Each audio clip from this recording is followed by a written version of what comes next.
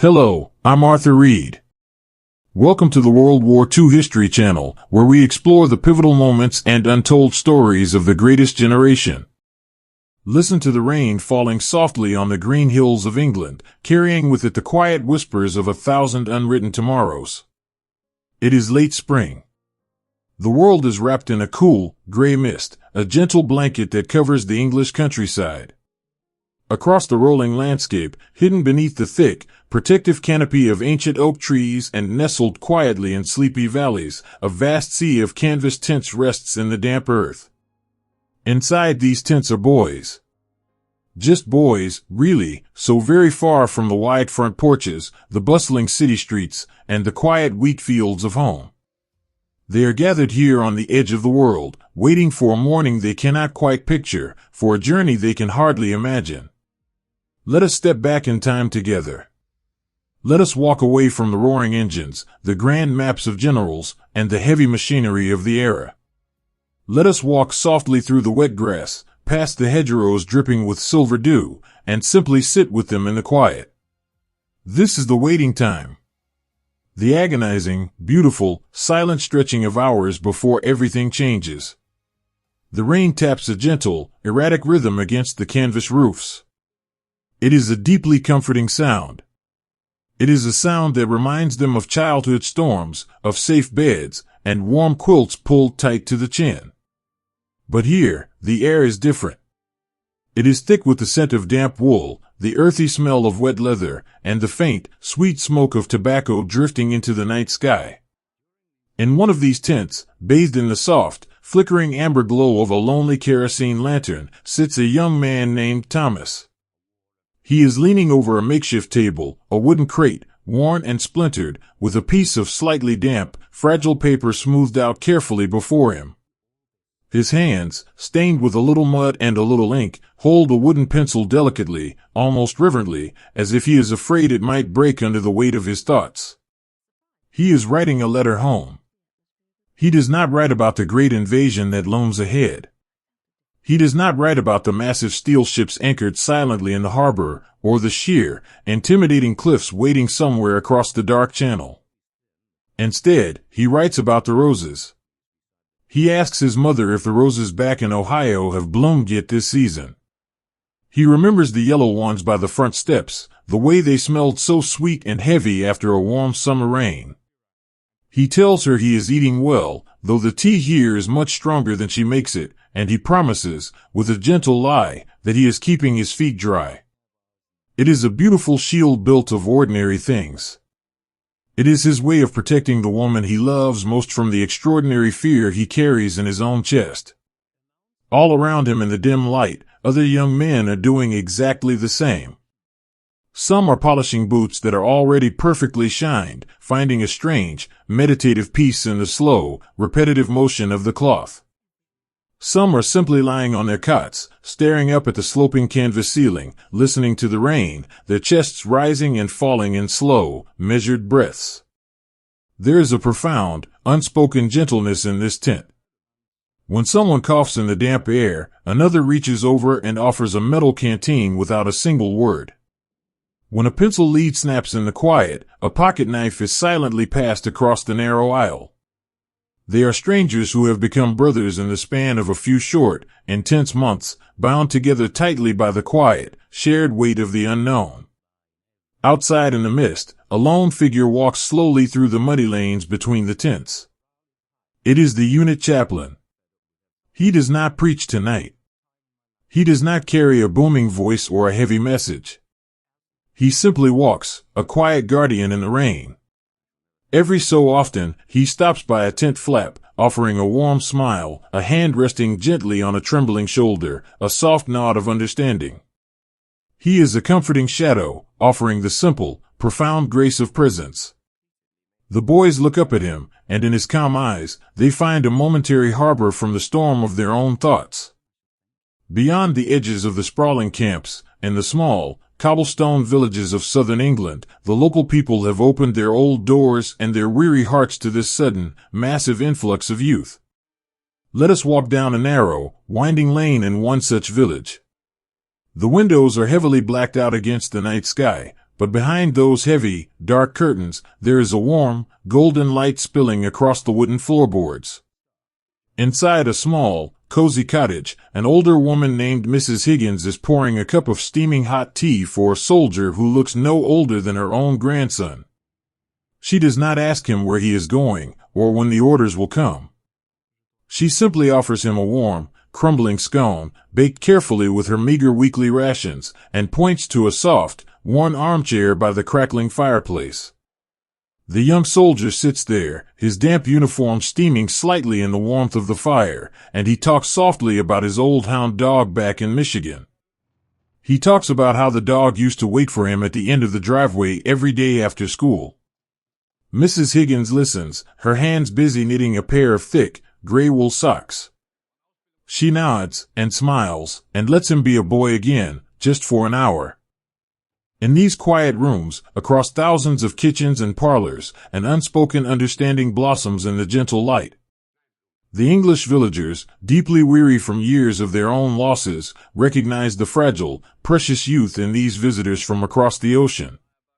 They offer what little they have, a kind smile, a cup of tea, a moment of profound normalcy, a temporary mother or father to remind these boys of the homes they left behind. It is a quiet heroism of the heart. It is a beautiful testament to the enduring human capacity for kindness, even when the world feels so very heavy and dark. These small, deeply personal moments, the letters stained with rain and longing, the worn, creased photographs kept close to the heart in breast pockets, the cups of tea shared by a warm hearth, these are the true, enduring fabric of history. They remind us, so gently, that the sweeping, grand events of the past were lived by people just like you and me. People who loved, and feared, and hoped, and dreamed of a quiet tomorrow. Holding on to these stories, preserving the memory of their humanity, is a beautiful way we can honor their gentle courage. If you find yourself wanting to connect more deeply with this era, to feel the texture of this history in your own hands, or see these incredible stories of resilience brought to life, there are wonderful ways to keep their memory close. For those who appreciate the profound weight of this history, you might find deep meaning in exploring authentic World War II memorabilia, holding a piece of the past, or perhaps spending a quiet evening watching a beautifully crafted film like Midway, available on Amazon Prime. It is a wonderful way to bridge the years, to keep their memories alive and glowing in our own homes. Please, to keep yourself safe, only use the secure link I've placed in the description below. If you try to search for this on the internet, the top results are unfortunately often fake websites designed to scam you, and I want to make sure you are protected. It means so much to me that you can explore these historical treasures safely and peacefully. Now, let us return to the quiet camps in the English woods. The night is deepening, wrapping the world in shadows. The rain has softened into a steady, whispering drizzle, washing over the lush green fields and the sleeping trees. The waiting is almost over now, though they do not know the exact hour the call will come. In the shadows of a large oak tree, sheltered from the dampness, a small group of soldiers is gathered around a quiet, slow game of cards. The stakes are impossibly low, mostly just matchsticks, a few coins, and IOUs written on scrap paper. But the game isn't really the point at all. It is the company. It is the comfortable, shared silence punctuated only by a soft, muffled chuckle or the gentle shuffling of the worn paper deck. Look at their hands as they hold the cards. These are hands meant for plowing fields, for playing pianos, for holding steering wheels and throwing baseballs. Tonight, they simply hold the tools of waiting. One soldier, a quiet farm boy from Iowa, begins to hum a low, meandering tune. It is an old hymn he learned in a small, white wooden church, a melody that feels like a warm, familiar embrace. No one tells him to stop. In fact, another soldier, leaning back against the wooden crate with his eyes closed, softly whistles the harmony. It weaves through the damp air, a fragile, beautiful symphony of comfort in the dark. They do not speak of the beaches that await them. They do not speak of the concrete bunkers or the cold ocean water. Instead, they speak of girls they danced with at summer state fairs, of the sweet taste of fresh corn on the cob, of the old cars they want to fix up in the garage when they finally get back home. They are holding fiercely, beautifully, to the simple life they know, using it as a heavy anchor in the shifting, uncertain tides of the present moment. And when the card game finally ends, and the matchsticks are swept away, they retreat to their narrow cots, and the true, deep quiet settles over the camp. It is a heavy, expectant quiet. If you listen closely, you can hear the soft, rhythmic breathing of thousands of young men, a collective, living rhythm that matches the very heartbeat of the waiting world. Many of them do not sleep. They lie awake in the cool darkness, their eyes open, tracing the seams of the canvas roof, listening to the unending lullaby of the rain. They think of their mothers, their fathers, their sweethearts sleeping safely an ocean away. They whisper quiet, private prayers into the dark. They do not pray for medals, or for glory, or for great victories. They pray for courage. They pray for the simple strength to not let their brothers down when the ramps drop.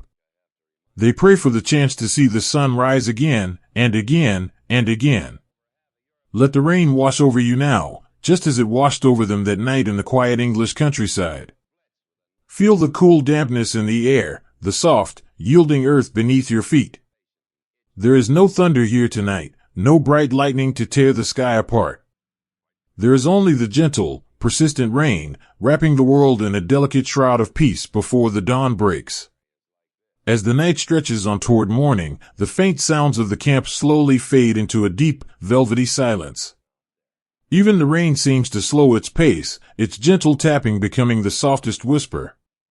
The tents stand like silent, protective guardians in the rolling mist. Inside, the boys who will soon become men, and the men who will soon become heroes, find what little rest they can. Their dreams are filled not with war, but with golden fields of wheat, familiar voices calling from the kitchen, and a beautiful tapestry of the simple, lovely lives they are fighting to preserve. We will stay here with them just a little longer, in the quiet safety of this English night. We will breathe in the fresh scent of rain and earth, holding them gently in our thoughts, honoring their peaceful moments, their quiet resilience, and their whispered hopes, before the long, historic day begins. Even in the grandest rooms of power, the loudest sound is often just the beating of a solitary, anxious heart. Far away from the damp, canvas tents and the quiet woods where the young soldiers rest, there is another kind of waiting. Come with me now, away from the rain-soaked fields, and let us step softly into a grand, old house hidden deep within the English countryside. The heavy, velvet curtains are drawn tight across the tall, glass windows, keeping the golden light inside, safe from the sprawling darkness of the night. Here, the air does not smell of wet wool and mud, but of polished mahogany, old leather, stale pipe tobacco, and the dry, fragile scent of 1,000 paper documents. This is the nerve center. But do not picture a place of loud voices or dramatic, sweeping gestures. Picture, instead, a profound, heavy quiet. It is the hushed, almost reverent silence of a vast library after midnight. The only sounds are the slow, rhythmic ticking of a grandfather clock in the hallway, the soft, muffled footsteps of people walking on thick carpets, and the gentle, persistent rustling of paper. In the center of the largest room, bathed in the warm, focused pool of light from several low-hanging lamps, lies a massive table. And upon this table rests the coast of France. It is a map, beautifully and terrifyingly detailed. Every tiny, sleepy fishing village, every winding country road, every sloping beach, and every ancient stone bridge has been drawn with painstaking care. To the untrained eye, it is just a vast sea of blue and green ink, crossed by delicate contour lines that swirl like fingerprints. But to the tired, anxious eyes in this room, it is the entire world. Let us stand beside a young woman named Evelyn. She wears the crisp, neat uniform of the Women's Auxiliary Service, her hair pinned up perfectly, her posture perfectly straight. But if you look very, very closely, you can see a slight, almost imperceptible tremor in her fingertips. In her delicate hands, she holds a tiny, neatly carved wooden block. This tiny piece of wood represents a ship. It represents hundreds of boys, just like the ones we left behind in the wet grass, dreaming of home. Evelyn reaches out, her shadow stretching long and dark across the paper English Channel, and she gently places the wooden block near a beach labeled with a strange, artificial name. She withdraws her hand, and for a long, quiet moment, she simply stares at the map. She traces the distance with her eyes, from the safe harbor to the hostile shore. She thinks of her own younger brother, somewhere out there in the dark, wearing the same uniform, waiting for the same dawn. She wonders if he is one of the invisible souls she just pushed across the paper sea. She takes a slow, deep breath, blinking away a sudden warmth in her eyes, and turns back to the towering stack of fresh reports waiting on her desk. She must be precise. She must be perfect. It is the only way she knows how to keep them safe. Across the room, standing by a window that looks out only into the black, rainy night, is a meteorologist named Arthur. He is holding a cup of tea that went cold an hour ago. He does not see the grand map on the table. In his mind, he sees the vast, invisible currents of the atmosphere. He sees the heavy, dark storm systems churning fiercely over the cold Atlantic Ocean. For days, he has carried a crushing, impossible weight on his stooped shoulders. He is the man who must predict the wind. He is the man who must tell the generals when the angry sea will calm just enough, when the low, gray clouds will part just enough, to let the boys cross. Arthur rubs his tired eyes beneath his wire-rimmed glasses. He looks at his charts, his pages of numbers and barometric pressure readings.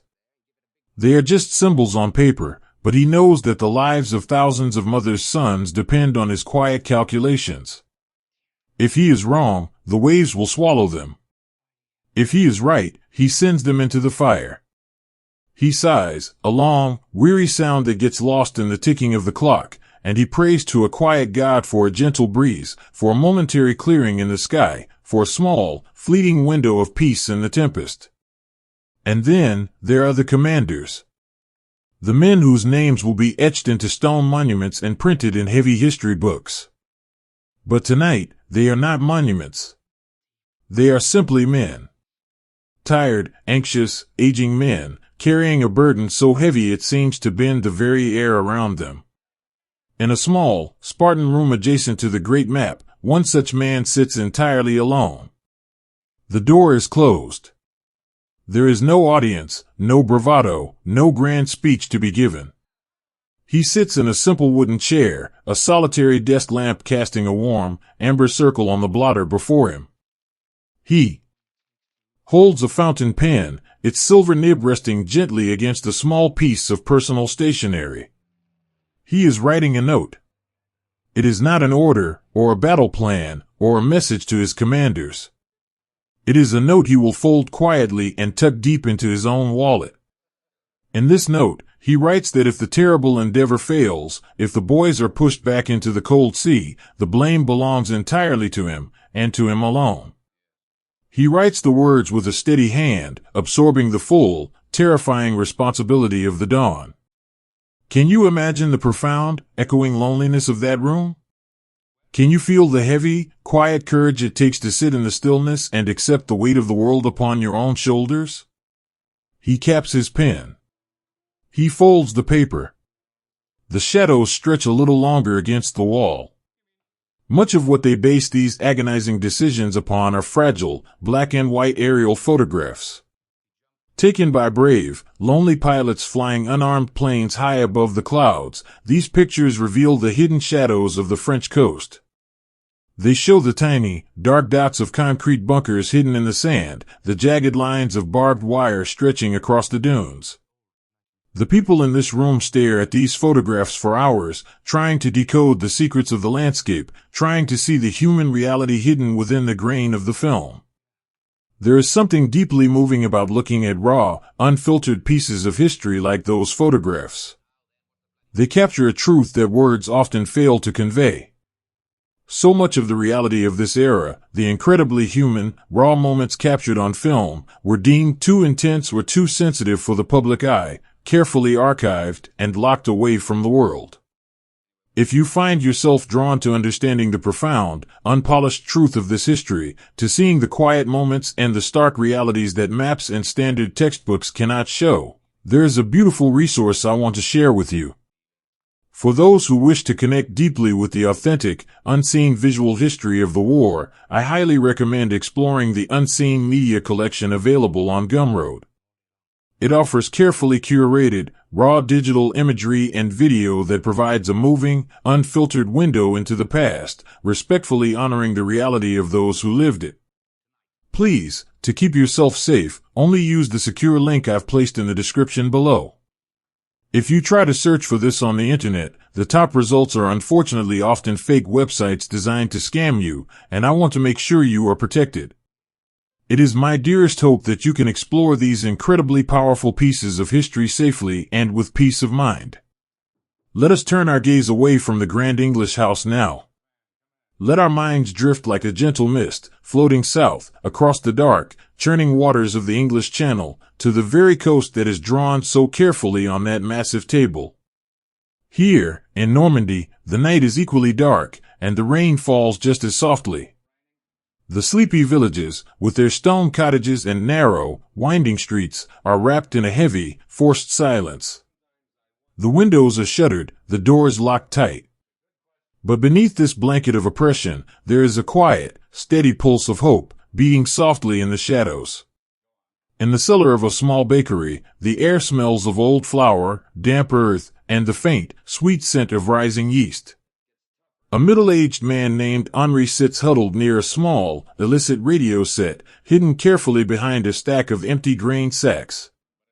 He is a baker by day, a man with flour on his apron and a warm smile for the village children. But tonight, he is a quiet warrior. He wears a pair of heavy headphones, pressing them tightly to his ears, listening intently through the hiss and crackle of the static. Suddenly, a voice breaks through the noise. It is a voice from London, speaking in French. It says a single, poetic phrase. The long sobs of the violins of autumn.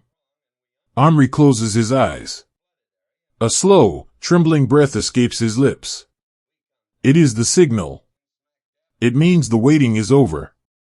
It means the boys from the canvas tents are coming. He does not cheer. He does not rush out into the street.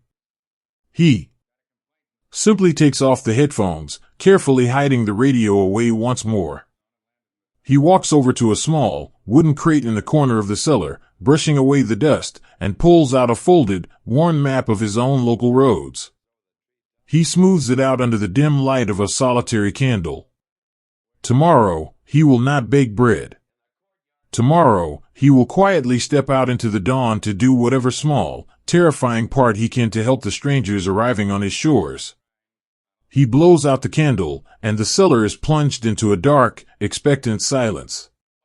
Back across the channel, the great maps in the grand house are finally being rolled away. The decisions have been made. The heavy machinery of history has been set into unstoppable motion. The typists cover their machines, the click-clack of the keys finally ceasing. The clerks gather their papers, their movements slow, deeply exhausted. Evelyn, the young woman with the wooden blocks, stands by the door, putting on her wool coat. She looks back at the empty table one last time. The coast of France is no longer there, just the bare, polished wood. But the map is burned into her memory, an indelible image of lines and contours and imaginary shores. She whispers a quiet, silent prayer into the empty room, a soft plea for the wooden blocks that are now out there in the dark, becoming real ships, carrying real boys, toward a very real destiny. The shadows cast by the desk lamps begin to fade as the sky outside slowly, so very slowly, begins to turn the color of bruised slate. The rain continues its gentle, rhythmic descent, a soft, hushed lullaby covering the waiting world. Close your eyes and listen to that rain. Imagine the cool, damp air settling over the English countryside, over the dark waters of the Channel, over the quiet, waiting beaches of France. Everyone is holding their breath. The mapmakers, the meteorologists, the lonely commanders, the brave bakers in their cellars, and the young boys sleeping restlessly in their canvas tents. They are all connected by this single, fragile thread of time. They are all sharing this beautiful, terrible, quiet night. The maps of paper have done all they can do. The shadows have danced their long dance. Now, there is nothing left but the waiting, the slow ticking of the clock, and the gentle, persistent whisper of the rain, washing the world clean before the dawn. Rest now. Let the quiet of this historic night fold around you like a soft, heavy blanket. Breathe in the peace of the shadows. The day will come soon enough, with all its noise and its fury and its blinding light. But for now, for this precious, fleeting moment, we are safe in the dark, safe in the quiet, safe in the gentle echoes of a world holding its breath. The iron cradles on a restless sea. Feel the gentle, rhythmic pull of the dark water beneath you, a slow and heavy breathing of the earth, carrying the quiet hopes of a weary world across the midnight sea.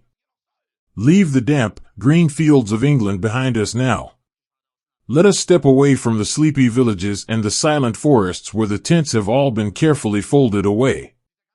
We are moving into the deep, echoing night, following the shadow of thousands of young men as they trade the solid, muddy ground for the cold, shifting steel of the waiting ships.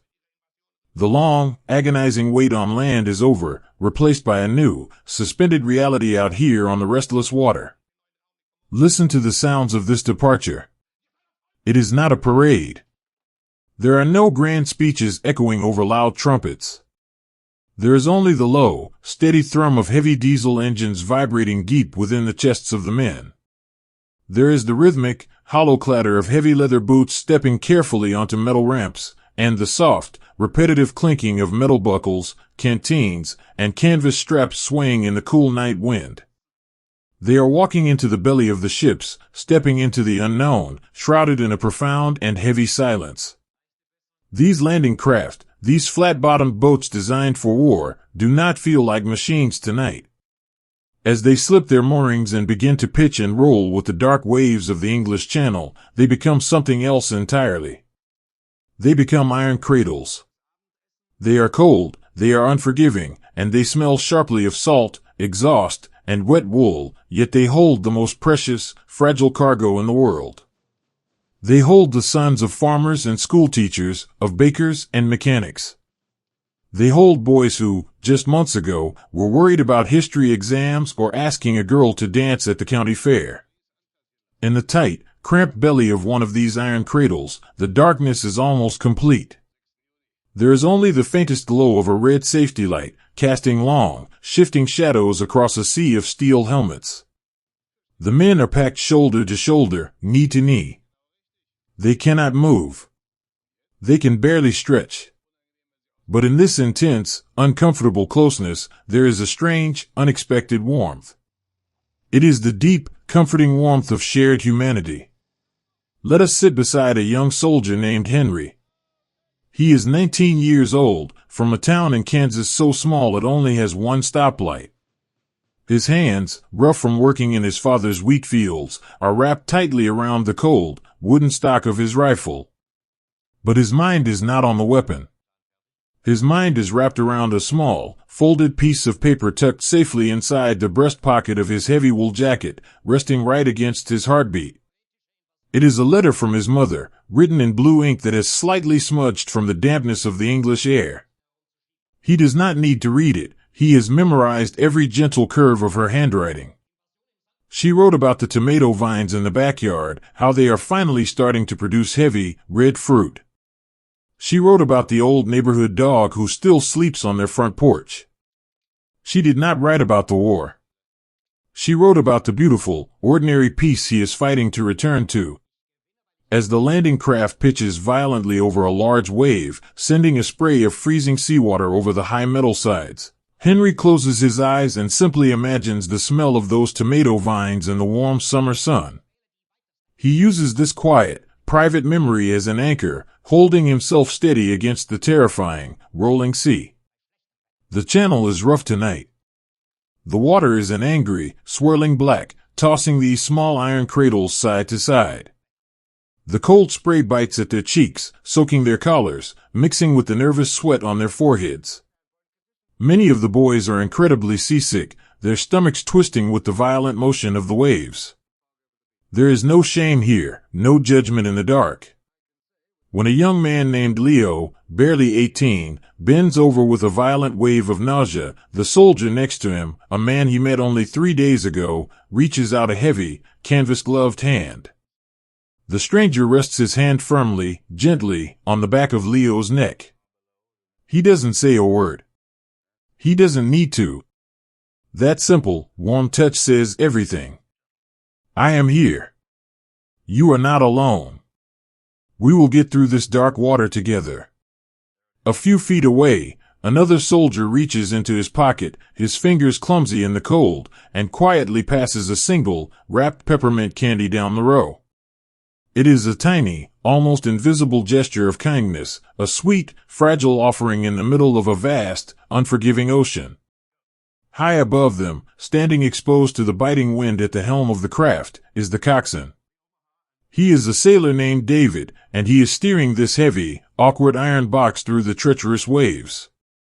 David is from a landlocked state. Before the Navy, the largest body of water he had ever seen was a quiet fishing pond. Now, he grips the heavy wooden wheel, his knuckles white beneath his gloves, his eyes scanning the pitch-black horizon. He feels an overwhelming, almost crushing sense of responsibility. He is not just a driver, he is the guardian of the 30 men huddled in the darkness below him.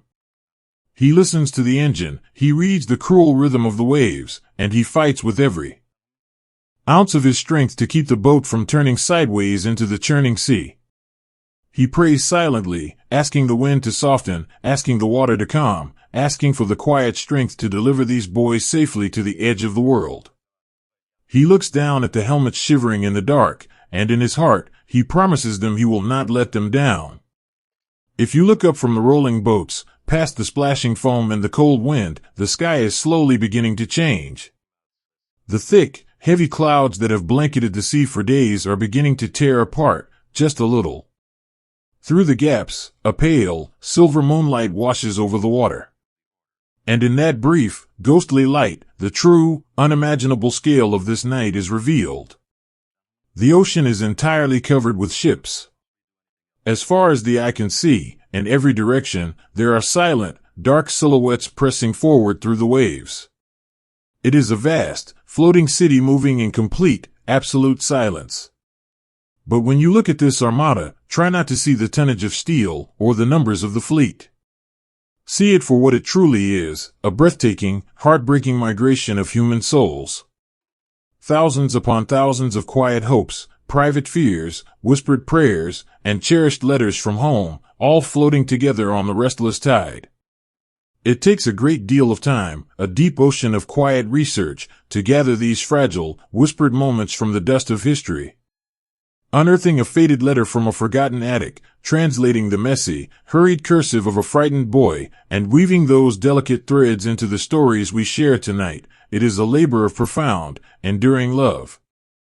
It is a dedicated effort to ensure that the grand, sweeping, roaring narrative of history never drowns out the quiet beating of a single human heart. If you find comfort in these soft echoes of the past, and if you would like to support the many hours it takes to gently bring these personal stories back to life, I would be so incredibly grateful if you might consider leaving a small tip, even just $1, on my Ko-Fi page. It truly helps to keep the lantern lit as I search for more of these beautiful, forgotten memories. Please, to keep yourself safe, only use the secure link I've placed in the description below.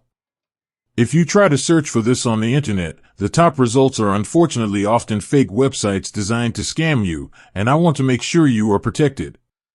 Thank you, from the bottom of my heart, for simply being here, and for keeping their memories warm. Let us return to the cold, swaying darkness of the iron cradle. The hours are stretching out, long and slow, bending time until the world back home feels like a distant, faded dream. The boys have settled into a strange, exhausted rhythm with the sea. Some have managed to fall into a fitful, shallow sleep, their heads resting heavily against the cold steel bulkheads or the damp shoulder of the man next to them. Their faces in the dim, red light look impossibly young, softened by the brief mercy of slumber. In this suspended time between the shore they left and the shore they are sailing toward, they are entirely disconnected from the world. There are no generals here. There are no grand maps. There are no sweeping political speeches. There is only the freezing water, the groaning metal, and the quiet sound of their own breathing.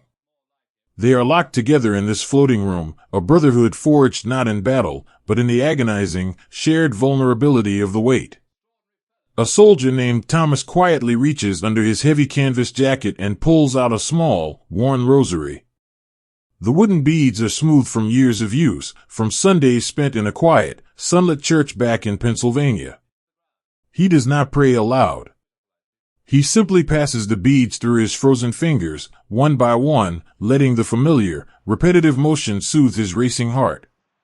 The soldier sitting next to him, a boy who grew up in a different faith entirely, watches the movement of Thomas's hands. He doesn't look away. He simply closes his own eyes and leans back, finding a shared, silent comfort in the presence of his brother's quiet faith.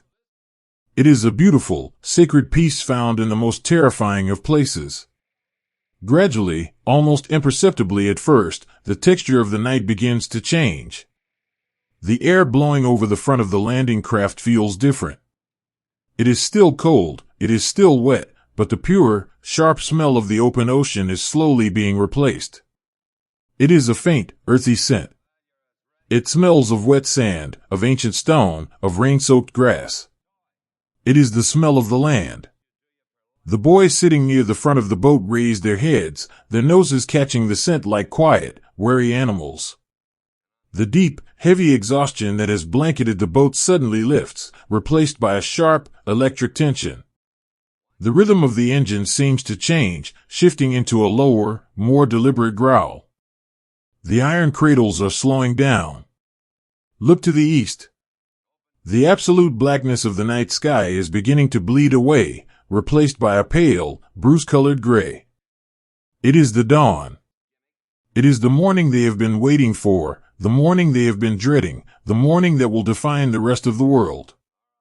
As the gray light slowly fills the open top of the landing craft, the faces of the men finally become visible to one another. They look at their friends, the boys they have trained with, laughed with, and shared their quiet fears with. Their faces are pale, drawn tight with the cold and the nauseating roll of the sea. Their eyes are wide, reflecting the pale morning light. But beneath the fear, beneath the profound exhaustion, there is a quiet, beautiful resolve settling over them. No one is cheering. No one is shouting battle cries.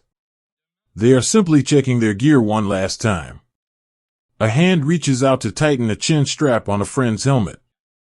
Someone brushes a piece of lint off another's shoulder, a bizarrely domestic, tender gesture in the face of what is to come. They are doing what human beings have always done in the face of the great unknown. They are caring for one another. The heavy, square metal ramp at the front of the boat acts as a wall between them and their destiny. They stare at it as the sound of the water changing tells them they are entering the shallows. The water here is different. It does not roll like the deep ocean. It slaps aggressively against the flat iron bow. They can hear the low, distant rumble of thunder, but the sky is clear. It is the sound of history breaking open on the shore ahead. But for this one, final, lingering moment, let us keep the ramp raised. Let us keep the thunder at a distance. Let us hold them here, safe in the iron cradle, bathed in the soft, gray light of the early dawn. Look at their faces. Remember their youth. Remember the letters tucked against their hearts, the sweet smell of the tomato vines, the rosary beads, the shared pieces of candy, and the gentle hand resting on a sick friend's neck. Remember that before they stepped onto the sand and into the history books, they were just boys on a boat, shivering in the cold, holding tightly to one another, and being braver than they ever thought possible. The sea continues to sway beneath them, a restless, eternal rhythm. Take a slow, deep breath of the salty air. Listen to the water. The waiting is over. The dawn has arrived. We will leave them here, in the quiet dignity of their courage, holding them gently in our thoughts as the iron cradle finally touches the sand. Imagine stepping out into the vast, rushing darkness, leaving the roaring, heavy world behind for a quiet, solitary dance with the wind. Look up from the damp, waiting beaches and the restless, swaying iron ships on the water. Look up into the deep, velvet expanse of the night sky. While thousands of young men are rocking gently on the dark ocean, another grand and silent journey is unfolding miles above them, hidden among the cold, drifting clouds. Tonight, the sky is not just a canopy of stars. It is a vast, open road, carrying thousands of quiet souls suspended between heaven and the sleeping earth below.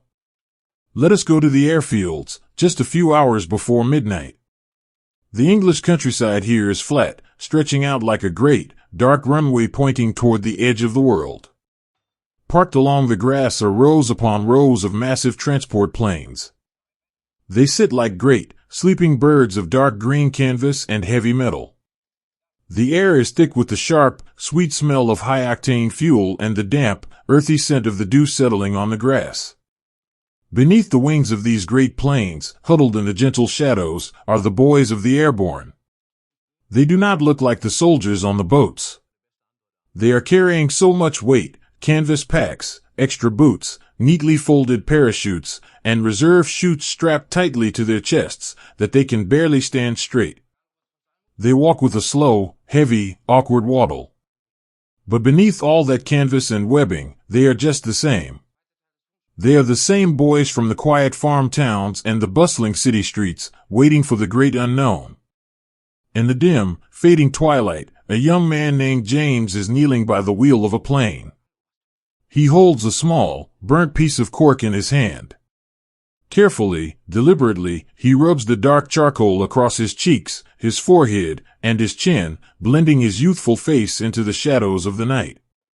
He turns to the boy next to him, a soft-spoken kid from a mountain town in Colorado, and gently hands him the cork.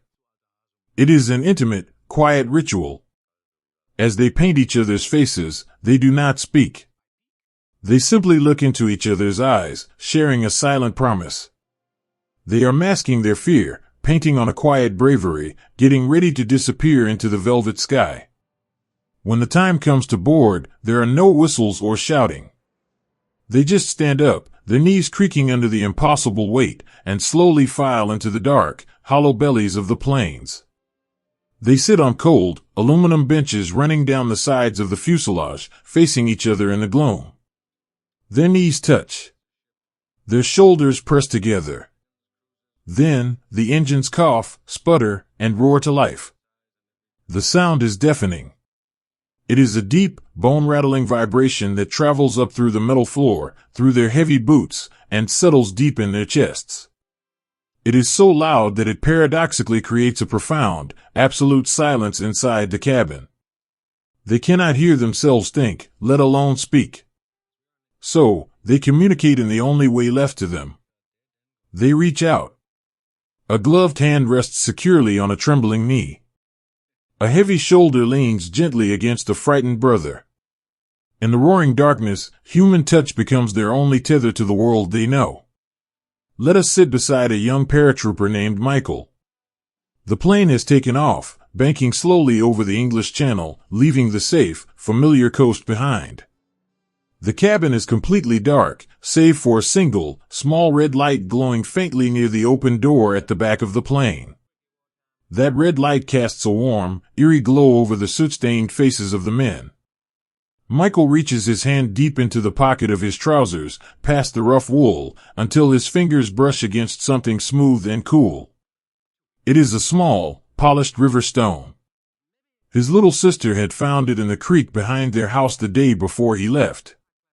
She had pressed it into his hand, her small fingers closing his over the cool rock, and told him it was for luck. Now, thousands of feet in the air, plunging into the dark unknown, Michael rubs his thumb over the smooth surface of that stone. He does not think about the drop zone, or the maps, or the shadows waiting on the ground. He thinks of the cool water of that creek. He thinks of the rustling willow trees in his backyard. He holds that tiny piece of home so tightly, anchoring his floating heart to the beautiful, simple earth he left behind. The flight feels like an eternity suspended in a dream. Some of the men actually fall asleep, their chins resting heavy on their reserve parachutes, lulled by the hypnotic, rhythmic droning of the engines. It is a strange, peaceful mercy before the storm. Suddenly, the pitch of the engines changes. The plane slows, dipping slightly. The men who were sleeping open their eyes. The time has come. The jumpmaster, a slightly older man with kind eyes and a firm hand, stands up near the open door. The cold, rushing night wind howls through the cabin, whipping at their jackets. The red light above the door glows brighter. It is the warning. The men stand up, moving as one, their movements heavy and practiced. They reach up and clip a thick canvas strap, their static line, to a metal cable running the length of the ceiling. Click. Click. Click. The sound is small, but it echoes in their hearts. They shuffle forward, pressing tightly against one another, a long line of brothers walking toward the edge of the rushing void. Michael stands near the front of the line. He shuffles his heavy boots closer to the open door. He can see the night sky outside, vast and endless. He can smell the cold, clean air of the high atmosphere. His heart is beating so loudly he is sure the man behind him can hear it. And then, the light turns green. The jumpmaster taps the first man on the shoulder, a gentle, guiding push into the dark. One by one, they step out. They do not jump, they simply step forward, falling away from the roaring metal bird, surrendering themselves entirely to the night. When Michael reaches the door, he does not hesitate.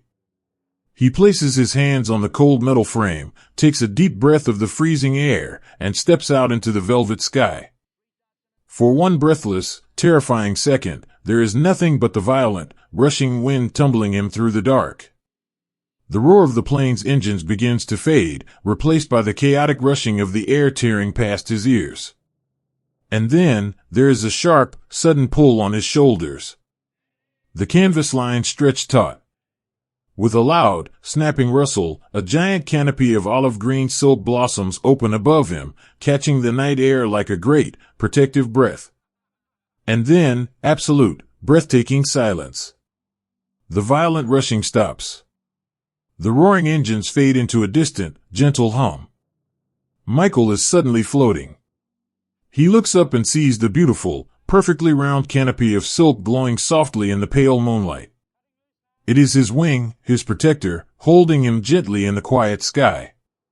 If you ask the men who fell through the night that day, many will tell you not of the fear, but of the profound, surreal beauty of that descent.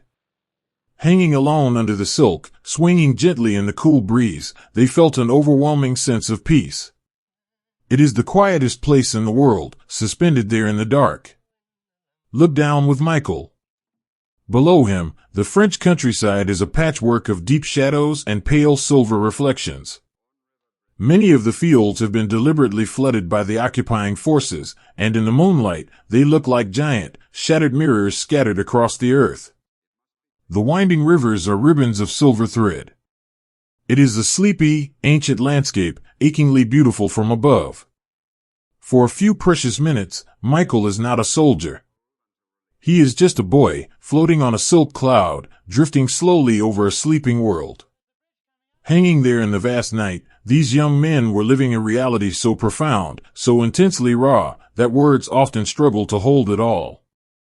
Much of what they truly experienced in those dark hours, the unfiltered reality of their quiet courage, is often smoothed over or left out of the grand, polished histories we read today. If you feel a quiet calling to understand their journey in its truest, most unvarnished form, to hear the full, deeply personal stories and see the moments that are too raw to share on this platform, I warmly invite you to join our Patreon community. There, I share completely free podcasts that dive deeper into these forgotten letters and diaries, along with unblurred, uncensored video sections that show the history just as they saw it. There is also a small tip jar if you feel moved to support the delicate, time-consuming work of preserving these fragile memories. Please, to keep yourself safe, only use the secure link I've placed in the description below. If you try to search for this on the internet, the top results are unfortunately often fake websites designed to scam you, and I want to make sure you are protected. It is a quiet, safe space for us to honor their memory truthfully, keeping the gentle light of their history burning bright. The peaceful drift cannot last forever. The silver fields are rushing up to meet him now. Michael reaches up, grabbing the heavy risers of his parachute, preparing for the ground. He bends his knees, keeping his boots tightly together. With a soft, heavy thud, he hits the earth. The wet, thick grass of Normandy cushions his fall. He rolls forward, the heavy canvas and metal gear digging into the soft soil.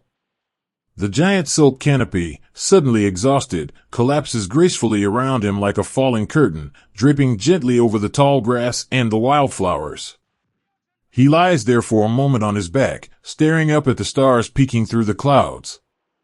He is safe. He is on the ground.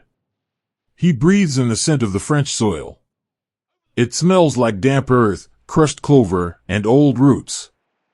It smells, surprisingly, just like the woods behind his home in Pennsylvania. It is a comforting, familiar scent.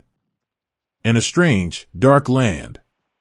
Michael quickly unbuckles his heavy harness, slipping out from beneath the tangled silk.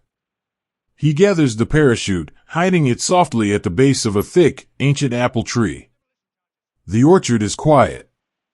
The only sound is the gentle rustle of leaves in the night wind and the distant, rhythmic chirping of crickets.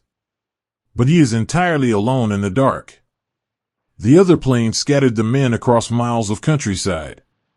The profound silence of the night, which was so beautiful in the air, suddenly feels heavy and isolating on the ground. He crouches low by the trunk of the apple tree, holding his breath, listening. He reaches into his jacket pocket and pulls out a tiny, seemingly insignificant object. It is a child's toy, really. A small piece of brass that makes a sharp, clicking sound when you press it. A cricket. He holds it in his trembling fingers. He presses his back against the rough bark of the tree, looking out into the dense, black shadows of the hedgerows. With a silent prayer, he presses the brass toy. Click-clack. The sound is impossibly loud in the quiet orchard. He waits. His heart pounds against his ribs. The silence stretches out, thick and heavy. He wonders if he is the only one who made it. He wonders if he is completely alone in the dark. And then, from somewhere across the orchard, from behind a tangle of thick, thorny bushes, comes an answer. Click-clack. Click-clack. Two sharp, beautiful replies. It is the most beautiful sound Michael has ever heard. It is not just a noise, it is a lifeline. It means there is a friend in the dark. It means he is not alone. He sees a shadow move slowly through the silver moonlight. Another young man, covered in the same dark charcoal, carrying the same heavy gear, steps out from the trees. They do not know each other's names. They are from different towns, different lives, different worlds. But as they meet in the shadow of the apple tree, they grasp each other by the arms, pulling each other into a fierce, silent embrace. In the vast, sprawling darkness of the Normandy night, they have found a tiny, glowing spark of brotherhood. They sit down together by a low stone wall, hidden from the world. They do not talk. They just sit shoulder to shoulder, feeling the warmth of another human being in the cold night air. The sky above them is vast, slowly turning from velvet black to a deep, bruised purple. The silk wings that carried them are hidden away, resting quietly in the wet grass. They will wait here together for the dawn.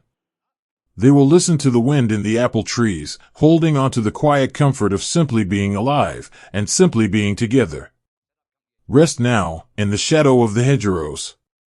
Breathe in the cool night air. Let the quiet courage of these boys falling from the sky wrap around you like a gentle, protective wing, keeping you safe in the fading hours of the dark. Deep beneath the rumbling earth, where the heavy light of morning cannot reach, a different kind of waiting unfolds in the dust and the shadows. Beneath the cobblestones. Let us leave the wet, gray beaches and the sprawling, dark orchards for just a little while. Come with me, away from the rushing wind and the cold, salt spray. We are going to step into the heart of the ancient stone villages of Normandy, moving quietly down a set of worn, narrow stone stairs, disappearing beneath the earth. Above us, the world is changing forever. You can feel it in the deep, low vibration that hums through the soles of your shoes. It is a constant, heavy trembling, like the slow, rhythmic breathing of a massive, sleeping giant. But down here, in the dark, the air is perfectly still. It smells of damp earth, of sweet, aging wine kept in heavy oak barrels, of stored potatoes, and of centuries of quiet, simple history. This is the cellar. It is a place built for preserving life, for keeping the harvest safe through the long, freezing winter. And tonight, it is doing exactly that. It is holding the most precious harvest of all, the people of the village. In the center of this small, arched stone room, a single oil lantern rests on an overturned wooden crate. The wick is turned down low to save fuel, casting a small, warm pool of amber light. Beyond this gentle circle, the corners of the cellar stretch away into absolute, velvet blackness. Look closely at the people gathered in this golden glow. They are not soldiers. They carry no weapons, no maps, no heavy canvas packs. They are the grandmothers in their thick wool shawls. They are the village bakers, the school teachers, the young mothers.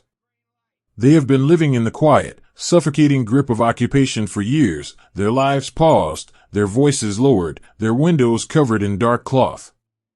And now, they sit in the dark, listening to the muffled, thunderous symphony of their own liberation playing out just a few feet above their heads. The golden snow sits softly beside a young woman named Marie. She is sitting on a pile of heavy woven blankets spread over the cold stone floor. In her arms, she cradles her two small children.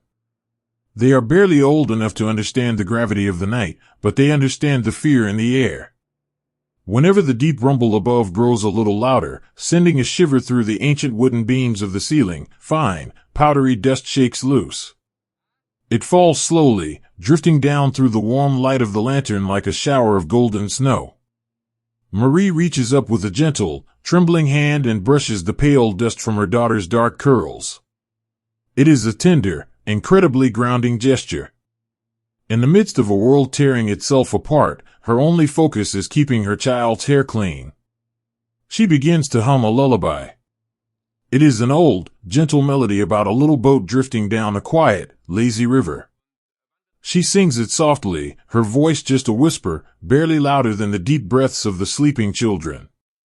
She is building a wall of sound, a delicate, beautiful fortress of music to protect them from the terrible noises of the night. She holds them closer, resting her cheek against the top of her son's head, breathing in the sweet, familiar scent of his skin.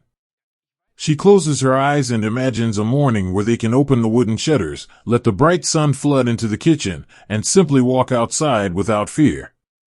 She holds onto that single, radiant hope, using it as a lantern in the darkness of her own mind. Across the cellar, sitting on a low wooden stool, is an old man named Emile. He is Marie's grandfather. His face is deeply lined, weathered by 80 years of coastal wind and bright summer suns. His hands rest quietly on the top of a worn wooden cane. He is the only one in the room who is not visibly trembling. Emile has lived through another great war. He remembers a time when the trenches scarred the earth and the world seemed to hold its breath. He recognizes the heavy rhythm of the distant thunder. He does not speak, for words offer very little comfort tonight. Instead, he offers the profound, steadying grace of his presence. He is a deep oak tree in a storm. Every so often, he catches Marie's eye across the dim light, and he offers a slow, reassuring nod. It is a silent promise passed between generations. I have seen the world break before, his eyes say, and I have seen it mend. We will endure this, just as we have endured everything else. He reaches into the pocket of his heavy wool coat and pulls out an old, silver pocket watch. He does not open it to check the hour, time has lost its meaning down here. He simply rubs his thumb over the smooth, worn metal, finding comfort in the quiet, mechanical heartbeat ticking away in his palm. It is a small, steady rhythm in a night of chaotic noise. The quiet resistance. We often think of this historic night in terms of massive fleets, roaring engines, and grand strategies laid out on sweeping tables. But there is another history, a deeply hidden narrative of incredible courage that unfolded quietly, deliberately, in the shadows. It is the story of the quiet resistance. The people who hid radios beneath their floorboards, who whispered messages in the back rooms of bakeries, who memorized the shapes of coastal bunkers while pretending to sweep the streets. They fought a war of pure stealth, using their everyday lives as an incredible, invisible shield. Their heroism was not loud. It was a terrifying, lonely, silent bravery that paved the very way for the boys stepping off the boats in the gray dawn. So much of the courage shown on this historic night, and throughout the long years that preceded it, happened in profound secret. The greatest victories were often born in shadows, orchestrated by ordinary people performing extraordinary, deeply hidden acts of resilience. If you are drawn to these hidden layers of history, if you find yourself wanting to uncover the quiet, breathtaking operations that shifted the tides of the world away from the battlefield, I have something wonderful to share with you. I warmly invite you to join our free email newsletter community, where we share weekly deep dives into the lesser-known, profoundly human corners of history. When you join, you will receive a complimentary copy of our ebook, The Shadow War: 5 Top Secret Operations That Shaped World War II. It is a beautiful, carefully researched collection of stories that brings these quiet, shadowy moments into the light. Please, to keep yourself safe, only use the secure link I've placed in the description below. If you try to search for this on the internet, the top results are unfortunately often fake websites designed to scam you, and I want to make sure you are protected. It is a joy to share these forgotten stories with those who appreciate the quiet power of history, safely and peacefully. The fading of the dark. Let us settle back into the gentle, amber glow of the cellar. The hours stretch out, long and formless. The oil in the lantern is burning incredibly low. The flame begins to flicker, dancing nervously on the wick, casting long, jumping shadows against the rough stone walls. The air is growing colder, settling into that deep, heavy chill that always comes just before the morning breaks. The low, rumbling thunder above them begins to shift. It is no longer just a distant, heavy vibration. Now, there are sharper sounds. The sharp crack of splintering wood. The heavy, muffled thud of boots running across the cobblestones of the narrow street directly above their heads. Marie instinctively pulls her children closer, wrapping the heavy blanket over their shoulders, burying their faces in her chest. Emil leans forward on his cane, his eyes fixed on the heavy, wooden trapdoor at the top of the stone stairs. The entire cellar holds its collective breath. The silence in the room is so profound, so heavy, that you can hear the soft, ragged breathing of the neighbor huddled in the corner. Who is running on the stones above? Is it the heavy, familiar boots of the occupying soldiers, retreating into the shadows? Or is it the strange, new footsteps of the boys from across the ocean? They do not know. They are suspended in a terrifying, beautiful purgatory of not knowing. Suddenly, the footsteps stop right above them. The heavy, iron latch on the trapdoor rattles. Dust falls in a thick, choking cloud from the ceiling joints.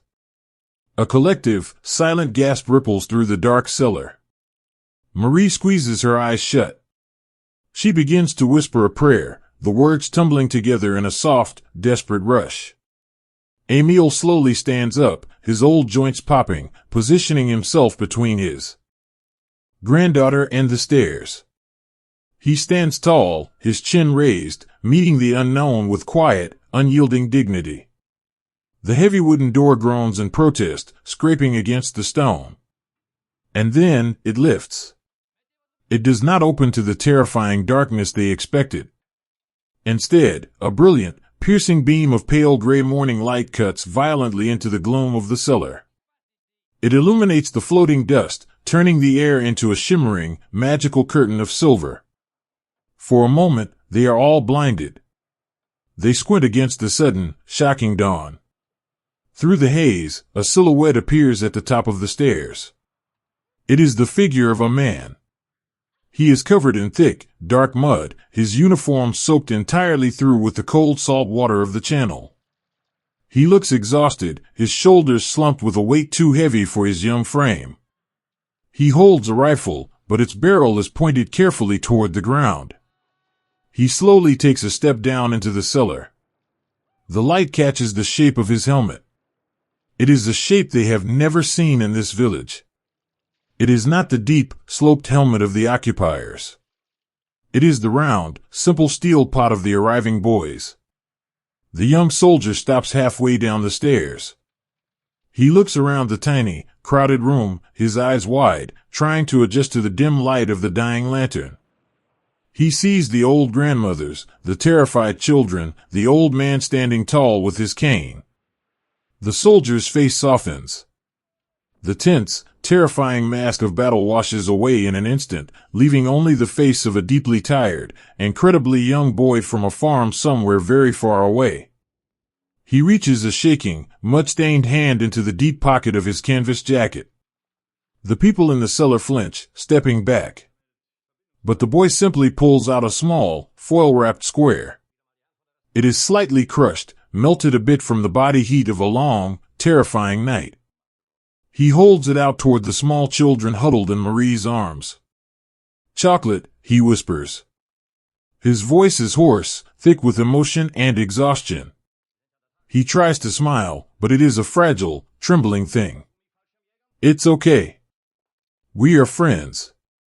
In that one, quiet moment, in that single, exhausted whisper, the great, terrifying weight of the last 4 years shatters. It doesn't end with cheers or parades or the waving of grand flags. It ends with a piece of melted chocolate offered by a boy who was just as scared as the people he came to free. It ends with the soft, beautiful sound of Marie exhaling, a long, shuddering breath that carries years of fear away into the dust. She reaches out, her hand trembling, and gently takes the foil square from the soldier. She does not look at the chocolate. She looks up into his eyes, deeply into the eyes of this strange, wonderful boy who crossed an ocean in the dark. "Thank you," she whispers back, her voice breaking. The oil lantern, having given all the light it had to give, finally flickers one last time and quietly goes out. But they no longer need it. The trapdoor is open wide. The fresh, cool, rain-washed air of the new morning is pouring down the stairs, carrying away the heavy smell of the cellar, carrying away the dust and the shadows. The long, terrifying night is finally over. The dawn has broken over the village, and the world is forever changed. Let us linger here, just for a moment longer, in the quiet, peaceful light of this new day. Breathe in the fresh air. Feel the incredible, gentle relief settling over the room, softening the sharp edges of the world. The boys from the boats, the paratroopers from the sky, and the quiet heroes of the shadows have all finally met in the gentle light of morning. You can rest now. The waiting is over. The lanterns can finally sleep. Allow the peace of this beautiful, quiet victory to wrap around you, soothing your mind, and carrying you gently toward your own peaceful rest. The history is safe. The night is over. All is well. Step gently with me into the shallow, silver waters, where the ocean finally meets the quiet, waiting earth. The silver shallows. The long, restless journey across the dark channel is over. The heavy, iron ramps of the landing craft slowly lower, splashing into the cold, foaming surf. But as the boys step out, there is no bright morning sun to greet them. Instead, the world is wrapped tightly in a thick, heavy fog. It is a gray veil, a soft, damp mist that rolls off the English Channel and settles deeply over the coast of Normandy. This fog is a strange, unexpected mercy. It acts as a blanket, muffling the sharp sounds of the world, softening the harsh edges of the landscape, and hiding the vast, intimidating cliffs from view. The world is suddenly very small, reduced only to the few feet of pale, wet sand right in front of them, and the shoulders of the brothers walking quietly by their sides. Listen to the rhythmic splashing of water. It is a slow, heavy sound. The men are moving through the shallows, their canvas boots sinking into the shifting, sandy bottom. The water is a bracing chill, seeping through their thick wool trousers, but they do not rush. They move with a deliberate, exhausted grace, like sleepwalkers slowly waking from a long, incredibly vivid dream. Breathe in the morning air. It smells strongly of salt, of crushed seashells, of wet iron, and the damp, earthy scent of the French soil waiting just beyond the tide. Let us walk beside a young man named William. Before he wore this heavy green uniform, William was a schoolteacher in a small, brick schoolhouse in upstate New York. He is used to the smell of chalk dust, the sound of turning pages, and the bright, eager faces of children. Now, he wades through the cold water of a foreign shore. He reaches his free hand deep into his jacket pocket. His fingers trace the shape of a small, wooden apple, a parting gift from his youngest students. He holds it tightly in the dark of his pocket. It grounds him. It reminds him that he is not just a soldier in the gray mist, he is a teacher, a neighbor, a son.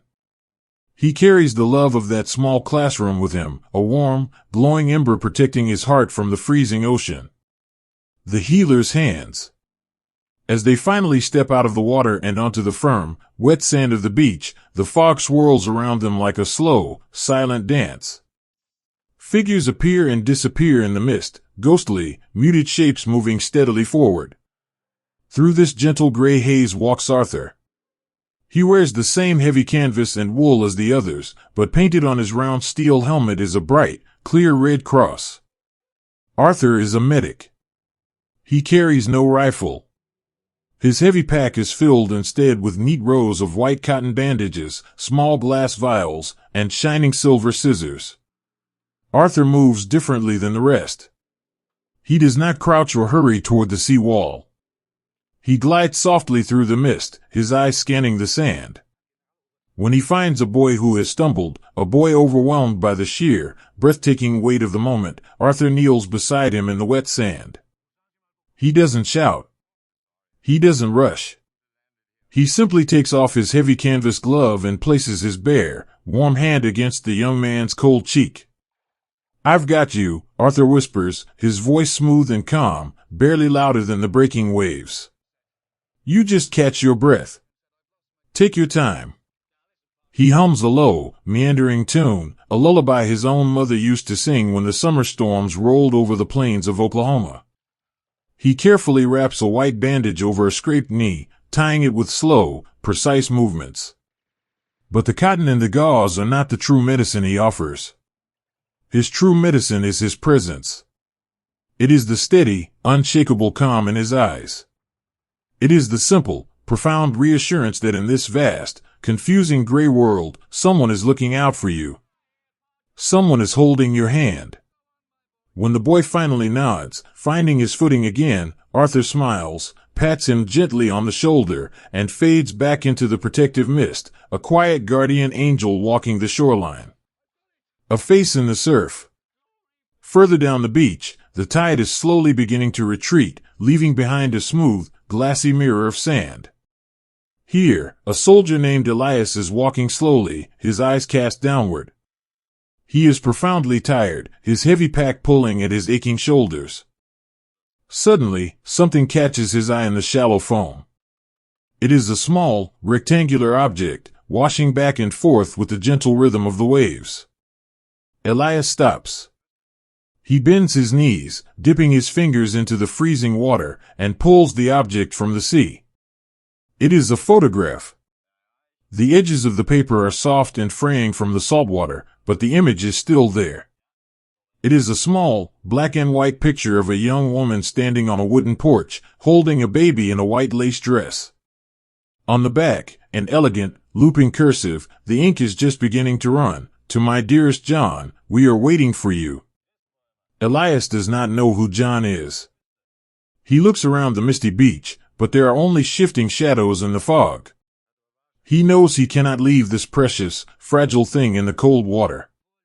He takes a clean, dry handkerchief from his inner pocket and very carefully, very gently, pats the photograph dry.